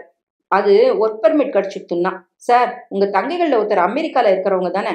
வரதராஜன் எதிலும் கவனம் இல்லாமல் பிரமித்து நிற்க, ஆமாம் என்கிறாள் மனைவி. அட்ரஸ் இருக்குமா? இல்லப்பா, சொந்த சிஸ்டரா? ஆமா. சே, ரொம்ப மோசம். விசாவுக்கு போன உடனே கொடுத்தாமா. அதுதான் ரொம்ப பயந்துட்டு இருந்தோம். அதுவும் இவர் கம்ப்யூட்டர் வேறையா? கல்யாணி ஊருக்கு போறியாமா என்று வரதராஜன் கேட்க, ஆமாப்பா, உடம்ப பாத்துக்கோங்கோ. என்னை பத்தி கவலைப்படாதம்மா. மதிவதனம் நல்லாவே கவனிச்சுக்கிறான். அவர் ரொம்ப நல்லவர்ப்பா. உங்ககிட்ட காசு வாங்குறத பத்தி என்னவோ அவமானம் அது இதுன்னு பெருசா ஆர்கியூ பண்ணேம்மா. இப்ப என்னாச்சு? எவனோ வீதியில போறவன் படி அளக்குறான். சும்மா ஒண்ணும் கொடுக்கலப்பா, வேலை வாங்கின்னு தானே. வேலைக்கு வர வேண்டாம்னு சொல்லிட்டாமா. அப்படியா? என்னம்மா இது, என்கிட்ட சொல்லவே இல்லையே. வர வேண்டாமா, சம்பளம் மட்டும் தந்துடுறானா. ஸ்ட்ரேஞ்ச். அவர் பெரிய மனசு பண்றாருப்பா. அவன் லீவ் கொடுத்துருக்கான். 1 மாசமோ 2 மாசமோ இருந்துட்டு வான்னு பாருங்க. அவன் ஒன்னும் சும்மா கொடுத்துடல நமக்கு. அவன் தான் சொல்றானே, நான் இந்த நிலைமைக்கு வந்ததுக்கே வரது சார் தான் காரணம்னு. அதனால அந்த விசுவாசத்துக்கு இவன் பண்றதுக்கு ரொம்ப ரொம்ப குறைச்சல் தான் என்கிறாள் மனைவி. கொஞ்சம் கொஞ்சமா எல்லாரும் என்ன உதவாக்கரையா ஆக்கின்னு இருக்கா என்று அங்கலாய்க்கிறார் வரதராஜன். அப்படி சொல்லாதீங்கப்பா. உங்களால அவருக்கு எத்தனையோ காரியம் நடந்திருக்கு. அந்த விசுவாசம் மாறாமத்தான் வீட்லயே உட்கார்ந்துக்கோன்னு சொல்லியாச்சு என்றார் வரதராஜன். புலம்பாதீங்கோ. மத்தவாளோட ஒப்பிட்டு பார்த்தா நாம எவ்வளவோ மேல. மத்தவாளோட எதுக்கு ஒப்பிடணும்? அப்பா, நாங்க அமெரிக்கா போறோமே, தெரியுமோ இல்லையோ? தெரியுமா, போயிட்டு வாங்கோ. All useful people. 2 வருஷம் கான்ட்ராக்ட் சார். அப்புறம் ஒர்க் பெர்மிட் கிடைச்சதுன்னா கிரீன் கார்டுக்கு அப்ளை பண்ணிடலான்னு இருக்கும். வரதராஜன் உற்சாகமே இல்லாமல், வெரி குட். நாங்க அங்கே போய் செட்டில் அனுப்புறோம், நீங்களும் வாங்க சார். அங்க உங்க திறமைய மதிக்கிறவா நிறைய இருப்பா. இப்படித்தான் என் தங்கைகளும் அமெரிக்கா போற சந்தோஷத்துல போய் சொன்னான். இல்ல சார், நிஜமாவே. சரிப்பா, என் திறமைய பத்தி உனக்கு என்ன தெரியும்? முதல்ல என்ன பத்தி உனக்கு என்ன தெரியும்? கல்யாணி சொல்லியிருக்கா சார். வரதராஜன் கோபத்துடன், இந்த தர்ம மனோபாவம் தான் எனக்கு பிடிக்கிறது இல்ல. உனக்கு என்னையா தெரியும் என்ன பத்தி? ஏதோ வந்த என் பொண்ண 15 நிமிஷத்துல திருட்டு கல்யாணம் பண்ணிண்ட. இப்ப அமெரிக்கா அழிச்சுன்னு போய் அங்க ஒரு அபார்ட்மெண்ட்ல பணக்கார கழவங்களுக்கு சாஃப்ட்வேர் எழுத போற. இது பெரிய சாதனையா? உன்னை படிக்க வச்ச இந்த தேசத்துக்கு என்னையா செஞ்ச நீ? இந்த தேசம் உருப்படாது சார். என்ன மாதிரி ஆசாமிகளுடைய திறமைய புரிஞ்சிக்க ஆள் இல்ல சார் இந்த நாட்டுல. அதான் விட்டு போறோம். இது ஒரு சாக்கு. உனக்கு பணம் பண்ணணும்னு உண்மையான காரணத்தை சொல்லிட்டு போயேன். பணம் பண்றது தப்பா சார்? எத்திக்ஸ்னு ஒண்ணு இருக்குல்ல. கிரி சகஜமாக, நீங்க சந்தர்ப்பம் கிடைச்சப்போ பணம் பண்ணிருந்தீங்கன்னா இப்போ இந்த மாதிரி இந்த மாதிரி இந்த மாதிரினா என்கிறார் வரதராஜன். கிரி, போதும் நிறுத்துங்க. இது பிரயோஜனம் இல்லாத பேச்சு என்கிறாள் கல்யாணி. அவன் என்ன சொல்ல வந்தான்? அதை முழுக்க சொல்ல சொல்லுமா. முழுங்க வேண்டாம். என்னப்பா, சந்தோஷமா இருக்க வேண்டிய சமயத்துல இப்படி வீண் வாதம். நீ போறதுல எனக்கு சந்தோஷம் இல்லம்மா. என்ன, அமெரிக்கால பெருசா கிழிக்க போறீங்க? மனைவி உடனே, இங்க நாம கிழிச்சதை விட நிறைய கிழிப்பா. எதுக்காக இந்த சமயத்துல விதண்டாவாதம் பண்ணிட்டு இருக்கீங்க? உங்களால உபகாரம் இல்லாட்டாலும் அபகாரம் பண்ணாம இருந்தா சரி. கல்யாணி, அப்பா நான் புறப்படுறேன்ப்பா. ஊருக்கு போறதுக்கு முன்னாடி மறுபடியும் வருவேல்லையோ என்கிறார் வரதராஜன். முடிஞ்சா வருவோம்ப்பா. எதுக்கு போய் சொல்லணும் சார்? ரொம்ப பிஸியா இருப்போம், அதனால திரும்பி வருவோமான்னு சொல்ல முடியாது. அமெரிக்கா போனதும் போன் பண்றோம். சரிப்பா. அப்பா கோத்தை கொஞ்சம் குறைச்சிக்கோங்கப்பா. இந்த உலகத்தை உண்டியா திருத்த முடியாது. உங்களுக்கு வயசாயிட்டு வருது. இல்லம்மா, திருத்துற உத்தேசம்லாம் இப்ப கிடையாது. வீணா மனசு போட்டு குழப்பாதீங்க போப்பா. சேச்சே, நீ சந்தோஷமா போயிட்டு வாமா. அங்கிருந்து ஃபோன் பண்ணு. லாங் டிஸ்டன்ஸ் சேட்டலைட் இப்பெல்லாம் ஃபோன் பில் ஒழுங்கா கட்டிடுறான். அதெல்லாம் மதிவதனம் தான். மதிவதனம் எங்களை எல்லாம் நன்னாவே பாத்துக்கிறான். அவன் சொல்றா போலவே செய்யறேன். ஆபீஸுக்கு கூப்பிட்டா போறேன், வீட்டுல இருந்தா இருக்கேன். மாசம் தவறாம பணம் கொடுத்துடுவான். எனக்கு இனி எந்த விதமான பிரச்சனையும் இல்லை. கல்யாணி, சந்தோஷமா போயிட்டு வா. கல்யாணி அவரை சற்று நேரம் பார்த்து, அப்பா உங்களுக்கு எதுலையாவது திருப்தி இல்லையா? வரது உடனே, சேச்சே, ரொம்ப திருப்திமா. கடைசியில எல்லாருக்கும் நல்லது ஏற்பட்டுடுது. சுபம்னு பெரிய போர்டு போட்டுடலாம் வீட்டு வாசல்ல. ஏன்பா இப்படி விரக்தியா பேசுறேள்? சேச்சா, வரேன்பா. கண்களில் நீரை துடைத்து கொண்டு நமஸ்காரம் பண்றேன்பா. கிரிதர் அரைகுறையாக முதுகு வளையாமல் வணங்க கல்யாணி அவர் பாதங்களில் விழுந்து நமஸ்கரிக்கிறாள். மதிவதனம் உள்ளே நுழைந்து, என்ன பிரிவுபச்சாரமா? தக்க சமயத்துலதான் வந்திருக்கேன். என்ன கல்யாணி? வாங்க வாங்க, இதுதான் என் ஹஸ்பண்ட் கிரிதர். அமெரிக்கா போறியாமே, அண்ணி சொன்னாங்க. அங்க ஏதாவது உதவி தேவையா இருந்தா இந்த நம்பருக்கு கான்டாக்ட் பண்ணலாம். என்னுடைய ஏஜென்ட்டுங்க இவங்க. கல்யாணி உடனே தேங்க்ஸ், கார்டை வாங்கி கொள்கிறார். உங்களை பத்தி நிறைய கேள்விப்பட்டிருக்கேன் சார். எல்லாம் இவர் வரதராஜனை காட்டுகிறான். கிரி, இட்ஸ் கெட்டிங் லேட். மனோ வீட்டுக்கு 12 மணிக்கு லஞ்சுக்கு வரதா சொல்லியிருக்கோம். மணி எத்தனை பாருங்கோ? கிரி உடனே, ஓ மை காட், வரட்டுமா? Mathi, good bye, God bless you என்கிறான். கல்யாணி, அப்பா வரட்டுமா என்று சொல்லிவிட்டு கிளம்ப வரதராஜன், போயிட்டு வாமா. எத்தனை நேரம் தான் டாட்டா காட்டுவ? அம்மா நான் சொன்னேனே, அப்புறம் வந்துடு என்ன என்று கல்யாணி சரிம்மா என்கிறாள் மனைவி. மதிவதனம் உட்கார்ந்து வீட்டை சுற்றிலும் பார்க்கிறான். உடன் வந்திருக்கும் ரமேஷும் சுற்றிலை பார்க்கிறான். இந்த ஊஞ்சலை கழட்டிடலாம். இங்க பார்ட்டிஷன் போட்டு ஒரு ஃப்ரண்ட் ஆபீஸ் மாதிரி பண்ணிடலாம். கொஞ்சம் பழைய காலத்து வீடா இருந்தாலும் பிரைட்டா டிஸ்டம்பர் அடிச்சுடலாம். லொகேஷன் பாரு, அருமையான ஸ்தலம். என்ன விஷயம் என்கிறார் வரதராஜன். அண்ணி உங்ககிட்ட சொல்லலையா? சொல்லல இன்னும். வரதராஜன் சாந்தமாக, என்னப்பா அது நான் சொல்றேன் அண்ணி. உங்க 2 பேருக்கும் இந்த வீடு ரொம்ப பெருசு இல்லையா? அதனால திருவான்மியூர்ல ஒரு பிளாட் கட்டியிருக்கோம். 800 சதுர அடியில 2 ரூம் பிளாட் காத்தோட்டமா இருக்கும். கம்யூனிட்டி பார்க் எல்லாம் இருக்கு. தண்ணி கஷ்டம் இல்ல, மார்க்கெட் பக்கத்திலே இருக்கு. இருக்கட்டும், அதனால நீங்க அங்க ஷிஃப்ட் ஆயிடுங்க. இந்த வீடு அதையும் கேக்குறீங்க? மொத்தம் லயபிலிட்டி 1.5 லட்சத்துக்கு வட்டியோட சேர்த்து எகிரி போயிருந்ததா? மார்ட்கேஜ்ல இருந்து ரிலீஸ் வாங்கிட்டு டாக்குமெண்ட்ஸ் எல்லாம் எங்கிட்ட இருக்கு. அது உங்க பேர்லயே இருக்கட்டும். தற்போதைக்கு ஒரு சிட் ஃபண்ட் ஆபீஸ் இங்க திறக்கலாம்னு இருக்கும். லொகேஷன் நல்லா இருக்கு பாருங்க. வீட்டுக்கு வாடகையா அந்த திருவான்மியூர் பிளாட்ல நீங்க இருக்கலாம் ஃப்ரீயா. என்ன சொல்றீங்க? என்ன சொல்றது என்கிறார் வரதராஜன். அவர் சொல்றதும் வாஸ்தவம் தானே. நமக்கு எதுக்கு இத்தனை பெரிய வீடு என்கிறாள் மனைவி. ஆமா, எதுக்கு? திருப்பத்தூர்ல சின்னதா ஒரு பிளாட் போதும் தான். திருவான்மியூர் ரொம்ப கரெக்ட். நான் சொன்னேன் பாத்தீங்களா, ஒப்புத்துக்கு வாருன்னு. மதிவதனம் உடனே, சித்திரை மாசம் பிறந்ததும் ஷிஃப்ட் பண்ணிடலாங்க. அந்த சென்டிமெண்ட்லாம் இல்லைன்னா அடுத்த வாரமே. எப்படி சொல்றியோ அப்படி மதி. ஆஃப்டர் ஆல் என் குடும்பத்துக்கே படி அளக்கிறவன் அன்னதா நீதானப்பா. சார், இந்த இடத்துல மேனேஜர் ரூம் போட்டுடலாம். சென்ட்ரல் ஏசி போட்டு ஓப்பன் ஆஃபீஸ் வச்சிடலாம் மற்ற பேருக்கு என்கிறான் ரமேஷ். இரு ரமேஷ் சார், நான் உங்களை கட்டாயப்படுத்துகிறதா நினைச்சுக்காதீங்க. சாச்சா, ரொம்ப பிரமாதமான ஐடியாப்பா இது. நிஜமாவே இவ்வளவு பெரிய வீடு எதுக்கு? அதுவும் பேர்ல இருக்கிற எல்லா கடனையும் கிளியர் பண்ணிருக்க. உனக்கு இதுக்கு மேல உரிமை இருக்குப்பா. என் வீடு மெப்புக்கு தானே ஒழிய. அப்படி இல்ல வரது சார், நான் இன்னமும் உங்க கீழே வேலை செய்த பழைய மதிதான். நீங்க என்ன ஆர்டர் பண்ணிக்கலாம். நான் செய்யறது சரியில்லை, பிடிக்கலன்னா பளிச்சுன்னு சொல்லிடலாம். தயக்கமே வேண்டாம். சேச்சா, அப்படியெல்லாம் இல்ல மதி என்கிறாள் மனைவி. தேங்க்ஸ்ப்பா என்கிறார் வரதராஜன். உங்களுக்கு அப்போ சௌகரியமா சொல்லுங்க. அப்போ நான் லாரி ஏற்பாடு பண்றேன். நாளைக்கு அனுப்பட்டுமா இல்ல நாளன்னைக்கு? நாளைக்கே நான் ரெடி. எனக்கு மொத்தம் சொத்து ஒரு தகரப்பெட்டி, ஒரு ஃபைல். ரமேஷ் ஊஞ்சலில் உட்கார்ந்து ஆடி பார்த்து, நல்ல டீக் சார் இது, தேக்கு. இந்த மாதிரி ஊஞ்சல் எல்லாம் இப்ப யாரும் செய்யறது இல்ல. மனைவி அதை பார்த்து, சும்மா இடத்த அடிச்சுண்டு, இந்த காலத்துல ஒரு காசுக்கும் பிரயோஜனம் இல்லப்பா இது. ரமேஷ் உடனே, இல்ல மாமி, ஆன்டிக் வேல்யூ பாருங்க, இத வெள்ளக்காரன் எடுத்துப்பான். அதுக்கு இன்னும் பழசாகணும் என்கிறார் வரதராஜன். அப்ப நான் வரட்டுமா? ஏதாவது தேவைன்னா போன் பண்ணுங்க. சரிப்பா. வரதராஜன் பிரமித்து நிற்க மதிவதனம் போகிறான். ரூமை மனதில் அளந்து கொண்டே ரமேஷும் போகிறான். மனைவி, ஏதோ நம்ம பண்ண பாக்கியம் இந்த மதிவதனம். ஆமா, ரொம்ப பாக்கியம் பண்ணித்தான் நான் பார்க்க போனேன். யாராவது இப்படி வேலை இல்லாம சோறு போடுவாளோ? சன்னியாசி மடத்துல கூட ஏதாவது வேலை செய்தாகணும். அவனுக்கு உங்க மேல அத்தனை, அது என்ன சொல்றது, கூட பிறக்காத குறை. இத்தனை பெரிய வீடு நமக்கு தேவையே இல்லை. ஆமா, தேவையே இல்லை. இன்சூரன்ஸ் கூட எல்லா பாக்கி பிரீமியம் கட்டியாச்சாமே. யாரு? மதியா? ஆமா, என்ன ஒரு தாராள குணம் பாருங்க. இவன் மாதிரி ஆட்கள் இருக்கிறதுனால தான் மழை பெய்யறது. வரதராஜன் சிரிக்கிறார். தொடர்ந்து சிரிக்கிறார். கண்களில் நீர் வர ஹாஸ்யத்தை ரசிப்பது போல் சிரிக்கிறார். இதுல சிரிக்கிறதுக்கு ஏதோ இருக்கிறாப்புல இல்லையே. தெரியலையா? வர வர நீங்க எப்போ சிரிக்க போறேன்னே சொல்ல கஷ்டமா இருக்கு. ஆமா, எனக்கு கூட தப்பான சந்தர்ப்பங்கள்ல தான் சிரிப்பு வருது. கண்களை துடைத்துக் கொள்கிறார். நான் 2 நாளைக்கு உங்க பொண்ணு கூட இருந்துட்டு வரப் போறேன். அவளுக்கு பேக் பண்ண ஒத்தாசையா இருக்கணுமா. போயிட்டு வாயேன். ராத்திரிக்கு சமைச்சு எடுத்து வச்சிருக்கேன். அப்புறம் பக்கத்து வீட்ல சொல்லியிருக்கேன். அவ வந்து காத்தால காஃபி, டிஃபன் குடுத்துடுவா. நாளைக்கு ஒரு ஆள அனுப்புறேன்னு சொல்லியிருக்கான். நீ வா, போயிட்டு வாம்மா, நான் பாத்துக்கிறேன். உனக்கும் தான் கொஞ்ச நாள் விடுதலை வேணுமோ இல்லையோ? அப்படிலாம் இல்ல. குழந்தை ஊருக்கு போறா, அமெரிக்கா போறா. உங்களுக்கு தான் அதுல சந்தோஷமே இல்லையே. யார் சொன்னா? எதுக்கெடுத்தாலும் குதர்க்கமா பேசுறேள் என்கிறாள் மனைவி. வரதராஜன் சிரிக்கிறார். சிரிக்கிறேள். உங்களை ஒரு கேள்வி கேட்கலாமா? தாராளமா. உங்களுக்கு இப்ப என்ன குறை? ஏதும் இல்லையே. பின்ன ஏன் எப்ப பார்த்தாலும் மூஞ்சியை தூக்கி வச்சுட்டு இருக்கேள்? என் மூஞ்சியே அப்படித்தான் என்று சிரிக்கிறார். அப்போ எதுக்கு சிரிப்பா நீ?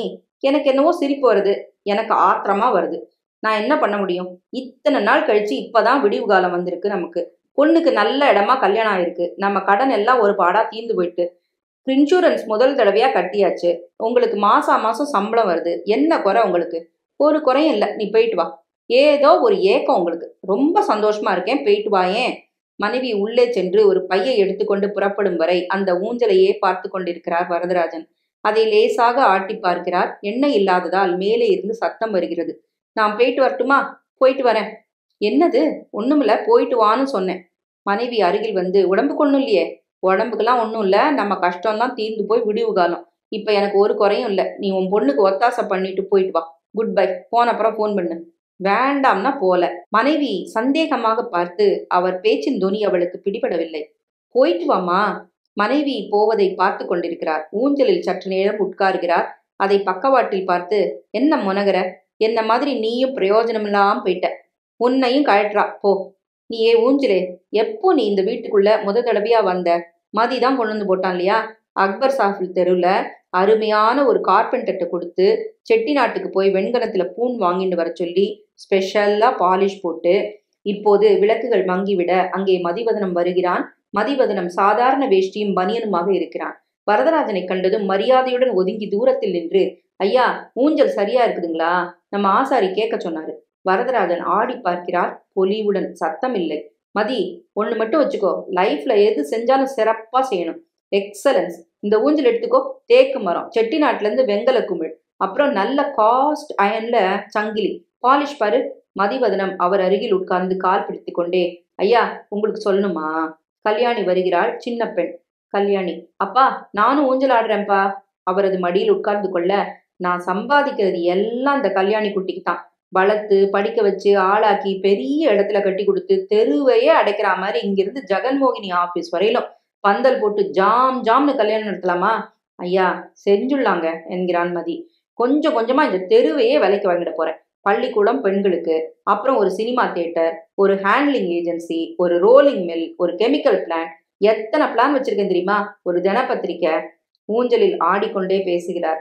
எல்லாம் உங்களால தான் செஞ்சு காட்ட முடியுங்க. மனைவி உள்ளே வருகிறாள். பளிச்சென்று பட்டும் நகையுமாக ஜொலிக்கிறாள். சூரஜ் மல்ல சொல்லி ப்ளூ ஜாகர்ல ஒத்த கல் வச்சு காதுக்கு பண்ண கொடுத்திருக்கேன் கல்யாணிக்கு. மதி, போய் தயாரா இருக்கான்னு கேட்டுன்னு வந்துருப்பா. சரிங்க அண்ணி. கார் எடுத்துன்னு போ மதி. ஐயோ வேண்டாங்க, சைக்கிள்ல போறேன்.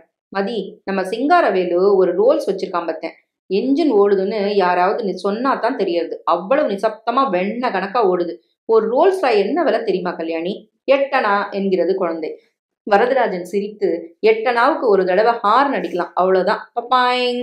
அம்மா, நான் போய் வைரம் விசாரிச்சுட்டு வேற ஏதாவது வேணுங்களா? ஒரு மூட்டை அரிசி சொல்லியிருந்தேன். நல்ல பழைய நெல்லூர் அரிசியா கொண்டு வர சொல்லு. கவர்னர் வராரா? அவருக்கு ஸ்பெஷலா குக்ஸ் ஏற்பாடு செய்யணும். ஐயா, உங்களுக்கு ஜிப்பாவுக்கு தங்கப்பித்தான் பண்ண சொல்லியிருந்தேன். கொண்டு வந்தாச்சு என்கிறாள் மனைவி. கல்யாணி முதுகில் ஏறிக்கொள்கிறாள். மனைவி, ரொம்ப செல்லம் கொடுத்து வச்சிருக்க. இப்பவே எதுக்கு எடுத்து எடுத்து பேசுறா? நீ போமா உள்ள. வரதராஜன் சிரித்து, இதுக்கு என்னெல்லாம் பண்ண போறேன் தெரியுமா? உங்களுக்கு ராவ் பகதூர் பட்டம் கொடுக்க போறாளாமே, உண்மையா? வரதராஜன் உடனே, ராவ் பகதூர்லாம் போயிடுத்து. இப்ப பத்மபூஷன் இந்த ரிப்பப்ளிக் டேல கொடுக்க போறதாத்தான் பேசிக்கிறா. ஏதோ கண் படாம இருந்தா சரி. இப்பவே ரொம்ப கண் பண்ணிருக்கிறதா அனுமார் ஜோசியர் சொல்லி பரிகாரம் பண்ண சொன்னார்.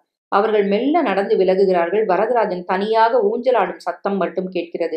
ஏ ஊஞ்சலே, உனக்கும் பிரயோஜனம் இல்லை, எனக்கும் பிரயோஜனம் இல்லை. நீயும் இடத்தை அடைச்சுட்டு உன்னை கழற்றாப்புல என்னையும் கழட்டிட்டா என்ன? மனைவியின் குரல். உங்களுக்கு என்ன குறை? ஆமா, எனக்கு தான் என்ன குறை? உணர்ச்சியுடன் மெல்ல, ஐ எம் ஜஸ்ட் நோபடி. அதான் எனக்கு குறை. நான் இருக்கிறதும் இல்லாததும் ஒண்ணுதான். அதான் என் குறை. எனக்கு இப்ப மூஞ்சி கிடையாது, காலி முகம், அடையாளம் கிடையாது. இன்னைக்கு காணாம போயிட்டேன்னா 15 நிமிஷம் தேடுவா, அவ்வளவுதான். செத்துட்டா ஊரெல்லாம் கூடி ஒலிக்க அழுதுட்டு பேரினை நீக்கி பிணம் என்று பெயரிட்டுடுவா. வேணுமென்று அப்பொருள் விரைந்து காணலாகுமே. லேசாக சிரித்துக்கொண்டு ஊஞ்சலை பார்க்கிறார். ஒரு காலத்துல கவர்னர் உன் மேல உட்கார்ந்து ஆடி இருக்கார். ஞாபகம் இருக்கா ஊஞ்சலே? இப்போது அவருக்கு கடந்த காலமும் நிகழ்காலமும் குழப்பி கிடக்கிறது. வெண்மையான கடற்படை சீருடையில் ஒரு அதிகாரி வந்து சல்யூட் அடிக்கிறார். Mister Varadarajan, yes, I am the governor's ADC. Governor இன்னும் 10 நிமிஷத்துல வருவார். அந்த மாதிரி ஊஞ்சல் அவருக்கு ரொம்ப பிடிக்கும். சங்கிலியெல்லாம் வலுவா தானே இருக்கு. தேர்ந்தெடுக்கப்பட்ட இரும்பு சங்கிலி. இந்த பூண்களை செட்டிநாட்டுல இருந்து வரவழைச்சேன். பர்மா தேக்கு. சென்னையிலே ரொம்ப திறமையான தச்சர் செய்தது இது. பாலிஷுக்கு 100 ரூபாய் செலவழிச்சேன். அதிகாரி ஆடி பார்த்து கவர்னர் ஆடுறதுக்கு உரியதுதான். கவர்னர் வருகிறார். 10 நிமிஷத்தில் அதிகாரி ஓரத்தில் மறைகிறார். வரதராஜன், கல்யாணி ட்ரெஸ் பண்ணிக்கோ. உங்க அம்மாவையும் தயாரா இருக்க சொல்லு. கவர்னர் வரார். தங்கப்பித்தான் போட்ட சில்க் ஜிப்பா கொண்டு வர சொல்லு. முகத்தை துடைத்துக் கொள்கிறார். கவர்னர் வரார் என்று ஜிப்பா அணிந்து கொண்டு அவசரமாக வாயிற்புறம் 2 கைகளையும் நீட்டி விரித்து கொண்டு செல்கிறார். Your excellency, your excellency. அவர் வெளியே செல்ல பாண்ட் வைத்தியம் ஒலிக்கிறது. அதன் சத்தம் வலுவாகி சற்று நேரம் உச்சத்திலிருந்து குறைந்து மெல்ல மெல்ல இன்றைய போக்குவரத்தின் பஸ்களின், கார்களின், ஆட்டோக்களின், மோட்டார்களின் ஹாரன்களின் சத்தமாக மாறுகிறது. பின்னணியில் ஒரு வேகமான கார் சத்தம் கேட்கிறது. தொடர்ந்து ஹாரன் சத்தம், பிரேக்குகள் நாராசமாக கிரீச்சிடும் சத்தம் கேட்கின்றன. பலதரப்பட்ட பேச்சுக்கள். குரல் 1, நேரா வந்து உயிர்ந்தாயா, பிரேக் போட அவகாசம் பத்தல. குரல் 2, இந்தால எங்கேயோ பார்த்திருக்கேன் வாத்தியாரே. குரல் 3, குறுக்கே கடக்கிறப்போ கவர்னர் வராருன்னு சொல்லிக்கிட்டே எல்லாரையும் ஒதுங்கு ஒதுங்க பொம்மை நடக்கிறா போல நடந்து அப்படியே உந்தாயா. குரல் 1, பாவம் டிரைவர், எவ்வளவோ சாலாக்கத்தான் பிரேக் போட்டாரு. குரல் 2, யார் எந்த ஆளு? குரல் 3, யாரோ. மௌனம். டெலிபோன் ஒலிக்க ஒலிக்க ஒலிக்க அந்த ஊஞ்சல் லேசாக காலியாக ஆடிக்கொண்டிருந்தது.